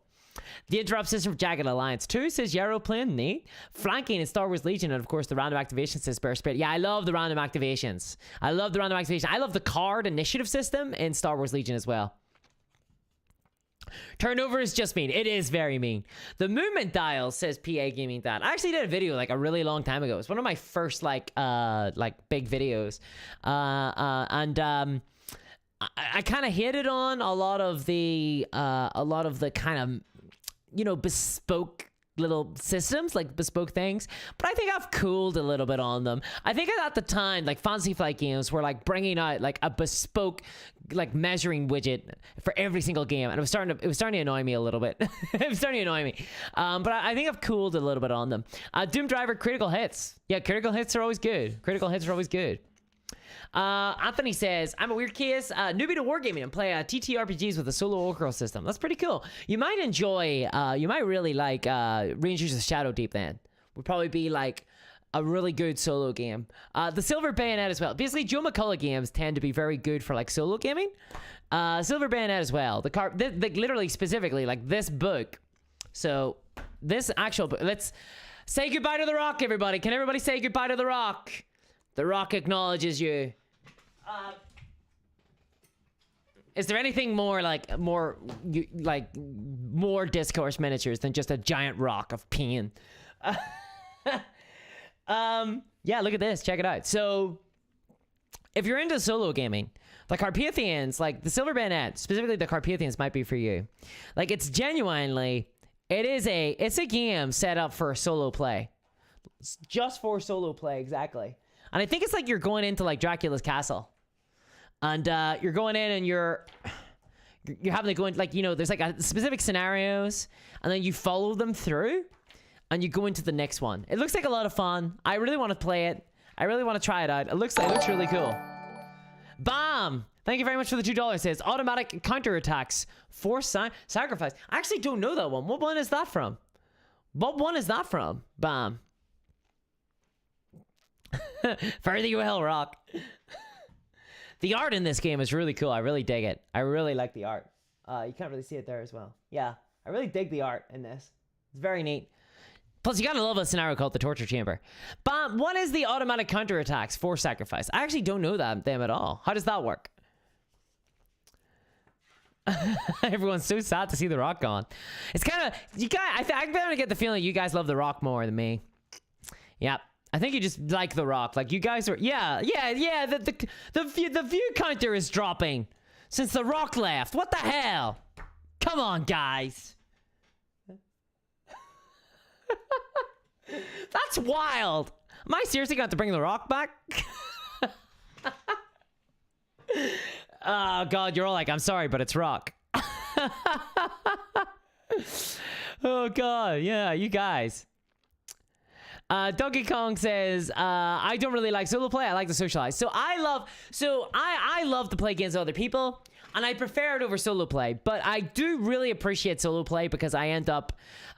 So one of the things they don't tell you about like content creation is that you end up having to do things like stay up at like 6 a.m. in the morning in order to cover like an Adepticon reveal stream. But not only that, like I genuinely, guys, I spend like most of my time since from when I wake up to when I go to sleep is spent like working on the channel. And what that means is that I don't get a lot of time to play games, unfortunately, at least with other people, you know? Whereas it's a lot easier for me to like sneak in a dirty little solo game of like Silver Bayonet than like play with another person. It's just hard for me to get that time in. So I really appreciate solo games. This could be just like me, but I really appreciate solo games because they allow me to play games that I wouldn't get to experience otherwise. And I think like over the pandemic, like more companies like realized that like solo gaming was actually really big. I think a lot of people struggle to actually find other people to play games like this that require such investment completely. And it's the same with the TTRPGs as well. Like solo gaming is like really big over there as well.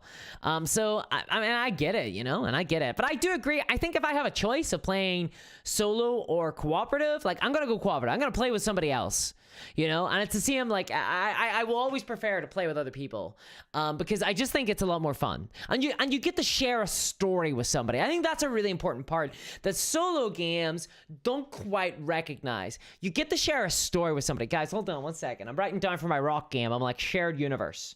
Here we go. Right, I have to write. Okay, rock game, shared universe. This is how we do it. We get our solo like scenarios to impact other people's games. Then it feels like we're actually helping out our team. Guys, oh my god. Shared universe. Our solo games actually impact wider community. Makes the games feel like they matter. Wow. Like, I will say this much. I'm kind of surprised that they didn't announce a solo version for Warhammer 10th Edition. God, like imagine though, like, you know, your games actually could prevent the Hive Fleet. How sick would that be? In my rock game, it's going to be a case of like, you play solo, and then what happens is, if you know, your rock beats the other rock, the autumn rock, then winter will get stronger overall, you know? Like, I'm just saying. So that's gonna be that's the rock game. I feel like I'm losing it. Rock overlay in OBS. Oh my god. Rock and stone. Okay, sorry. So I asked Bam. Yeah, so you play like chess. Discourse Mini says Bam. You sacrifice a major piece for victory. Okay, that's kind of cool. Yeah, I like that. I do like that. I feel like that's very strategic. That's definitely very, very strategic. God, and then it's just everybody being like Nito Rocka mode. Bring back the rock. The rock rocks. This rock has become... It has enveloped me. My god. 5 Parsecs from Home is a really fun solo game. Yeah, 5 Parsecs from Home is a really fun solo game. Sure, Thorpe, give up this course. War of the Rocks is your new channel topic from now on forever. It is. I do need some sweet rock-based banter. I really do. I don't know what the faction that goes up against rocks is yet. But we need something equally as exploitable. Sorry, I meant collectible. We need something that's equally collectible as a rock that has been cut up into lots and lots and lots of small chunks. Dude says, no, see if the solo part of the rock is a supplement. $1. I mean, honestly, so... I think solo rules is one of those things where I think that honestly, if you're like, if you could do, sorry to take your rock point and actually turn it into a real point. But like, I feel like, so this is one of those things where you can do a game, right? And it can be adversarial and solo/cooperative. And I actually suspect that it might be better to like focus on the solo and cooperative rules and do them in a supplement and just do like your core rule set as adversarial. But I'm not sure. I feel like people, whenever they buy a game, they want you to like focus on a certain, like on a single type of game mode. They don't want you to like have a bunch of different game modes. But I'm not 100% sure on that. That's like a reckoning. Welcome to our insanity, says Stuart. Dude, it's like 5:45. Guys, I'm tired. I'm losing it. Grip Chew says, did I miss the 10th edition drop? Yes, you did. It did drop. 10th edition is coming. It's a streamlined version of the game. They're doing an index hammer. So indexes, and it looks like those indexes will be free at release, but then they will move on to codices later on. Water, says One Hope of the Doomed. Water would be really hard for us to sell. We could sell like a little tiny cup of it or something. I think that'd be cool. That could be kind of neat. That could be kind of cool. Life versus stagnancy. God, it's the true enemy of rock is time. I do like the idea of selling time. Oh, guys, how you could sell time is you could send like a box, but it has like a load of packaging, and so it takes forever to like cut your way through the packaging. Then inside is nothing. Because you sold them time. You sold their time. You're like, there, you bought time. Print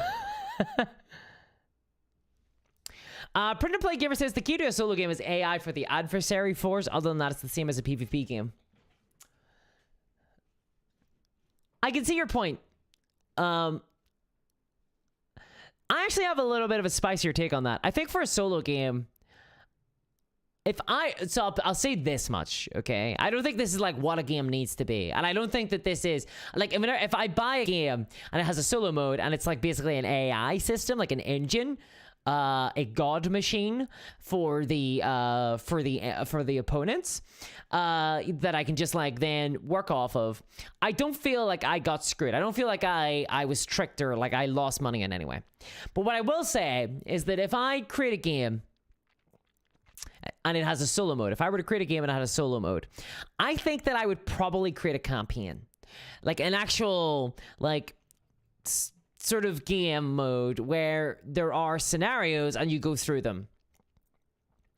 I think that might be funner for somebody because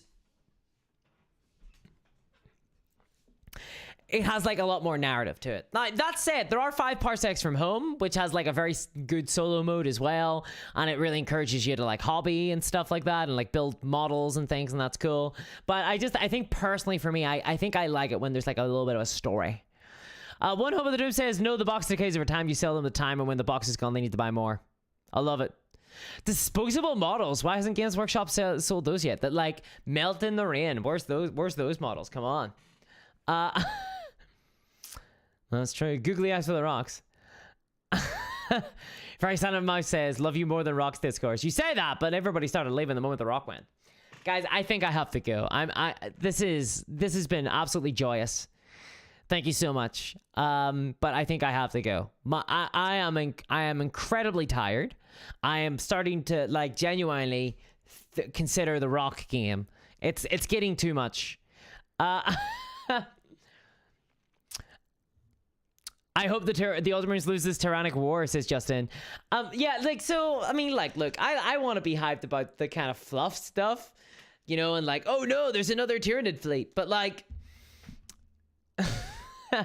the problem is that when we engage with Warhammer, we engage with it as not a story told simply for the sake of art, right? Like not simply to tell a good story. We engage with it as a product, as a thing that is being sold as part of a brand, that is being sold in order to justify sales for certain models. Like the only reason why the Tyranids are the ones that are like invading in 10th edition is because they are in this launch box.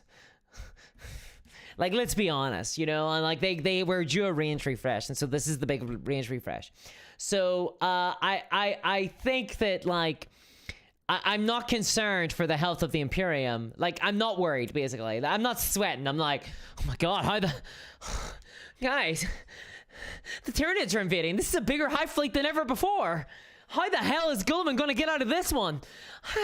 Guys, I collect Imperial Guard. What happens? Am I going to lose my army? Oh my god. You know, I'm not worried, right? I'm not concerned. I'm just like, cool. If I play against Tyranids, I'll be like, oh, your dudes are trying to eat my dudes. Uh-oh. You know, like the fiction is ultimately an excuse just for us to get together on a table and play against each other. And the theme of like, oh no, there's a Tyranid Hive fleet attacking is like cool for the starter. But if I buy a lunchbox and I buy it in with a friend and they have like, you know, the Space Marines and I have the Tyranids, then I'm like, I'm gonna eat you, and they're like, you're gonna eat me. That's the reason, right? That's the reason for this for this fiction that we kind of the soup that we put on. I mean, that's why it was called fluff, right? I hope the tie get eaten, says Goblin Twink. I hope they don't. I like the tie. I think they're fine. Louis says it's gonna be fine. It's gonna be fine. Not in my rock game though, and that's gonna make a proper story. Like there's gonna be rocks that I'm gonna be like, if you bought this rock, it doesn't have stats anymore. It got eaten by the giant paper, so it's gone. Sleep is important. At this stage, I'm like, do I just stay up? Do I just stay up all night and then go to sleep tomorrow night? Do I just do like that all-nighter thing? That's too wild. Bomb, thank you very much for the $2. Says later, get your Dark Eldar outfit in order. Oh my goodness. It's up there. It is up there. Even the ears, which is obviously the exciting bit. I could be wearing the ears right now. You don't know. They could be underneath here. I could be wearing those ears. Ooh, that's what people liked about it, right? I actually missed doing that. I thought it was really fun. The problem with the skits, so I love the skits. The problem with the skits is, see, now you've donated, Bomb. You're getting me to stick around. The thing about the skits is, they take like an extra day on top of the regular content, and I'm doing 2 videos a week right now, and that is kind of insane. So trying to fit skits in on top of it is really tough. In my next, so I recorded today. I recorded my next role-playing game video for the Dungeons and Discourse channel. I recorded that today, and that's going to be going out on Friday. If fingers crossed, it might be Saturday. I mean, like this, you know. So I recorded that then, and there's a little bit of a skit in it, but I don't do an outfit. I put on like a jumper, right? Because to like film the skit with like editing and stuff would take like way too long. Like it takes like an extra day, and I just don't have that. But there is a skit because it's a fun. It made me laugh. And it was actually improv as well. So I was like, okay, right, I'm actually doing this. I was doing the normal video, and then I like improved it, and I was like, okay, actually that's really funny. I'm gonna actually put that in. So yeah. Rocks and the Shark guy from that one cartoon, says Ryan. Okay, so is it rocks versus shark people? I kind of like that though. You know, I kind of like sharks versus rocks. That's kind of sick. That's kind of sick, dude. That's kind of cool.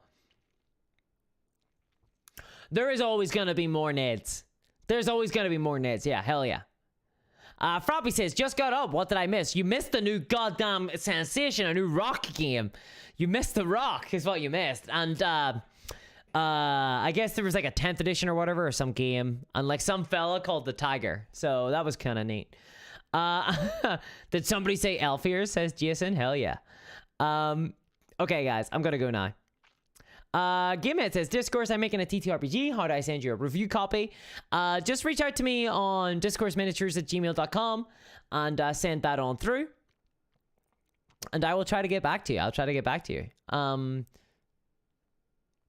Just email me. It's the best way to reach me. Because like my Discord, I get like so many Discord messages. It's hard for me to keep up with them. And Twitter is a bit of a and so like the best way to get in touch with me is emails. I check my emails. The problem with emails is that sometimes there's different folders and I go into the wrong ones, and then I'm like, oh my god, and then I totally miss them. But like, no, I usually don't miss them. So yeah, send it through. Send it on through. Welcome to the Age of the Rock, says Eric. Yeah, welcome. They left the trailer out of the reveal stream, but that'll be a Warhammer Fest, big Warhammer Fest. All Heal the Rock, yeah. Dog Shop says adored the IRA skit. That was great. Dog Shop. So that was one of those ones that I was like about for a really long time. Sometimes there are things that I sometimes I'm like thinking about doing on the channel that I reject. That I'm like I sit on them for a while, and actually there is a joke in my next role-playing game video that I was like this close to not doing. But I eventually, I did put it in. But there are stuff like that I have like editorially, I'm like, I don't know if this is a good idea. And the IRA was one of them. I was worried about upsetting specifically English people. But it was too fun not to do. It was too fun not to do. So I had to do it, you know, I had to do it. So I'm glad that people enjoyed it. I'm glad that it wasn't like, it wasn't a disaster. Because my relationship with all of that is a little bit different than say someone in England, you know? So yeah. Goodbye, Ryan. Goodbye. I wish there was more times between Primarchs being brought out. So, I think we're going to see a lot of Primarchs this edition. I really do. I really do think we're going to see. Okay. Thank you, everybody. Thank you so much, guys. It has been it's been a real pleasure. It's been a real pleasure. And, yeah, I'm about to go to sleep now, I think. Dogshop says, please mock the British more. No, dude, they're a big demographic in my channel. I kinda I don't want them to hate me, dude. Okay. I gotta go to sleep now. I gotta go to sleep. All right. Good night, everybody. I'll catch you. My problem with YouTube is that it doesn't sign me off properly. Mock everyone. I mean, ultimately, that is what I do. I do ultimately mock everybody. Okay. But, you know, now this whole demonetization thing with YouTube is a little bit of a bummer. So I'm glad to hear that they're walking back some of it with the November thing. And the November update, apparently they're walking it back. So maybe some of the stuff that got demonetized will get remonetized, which would be nice because...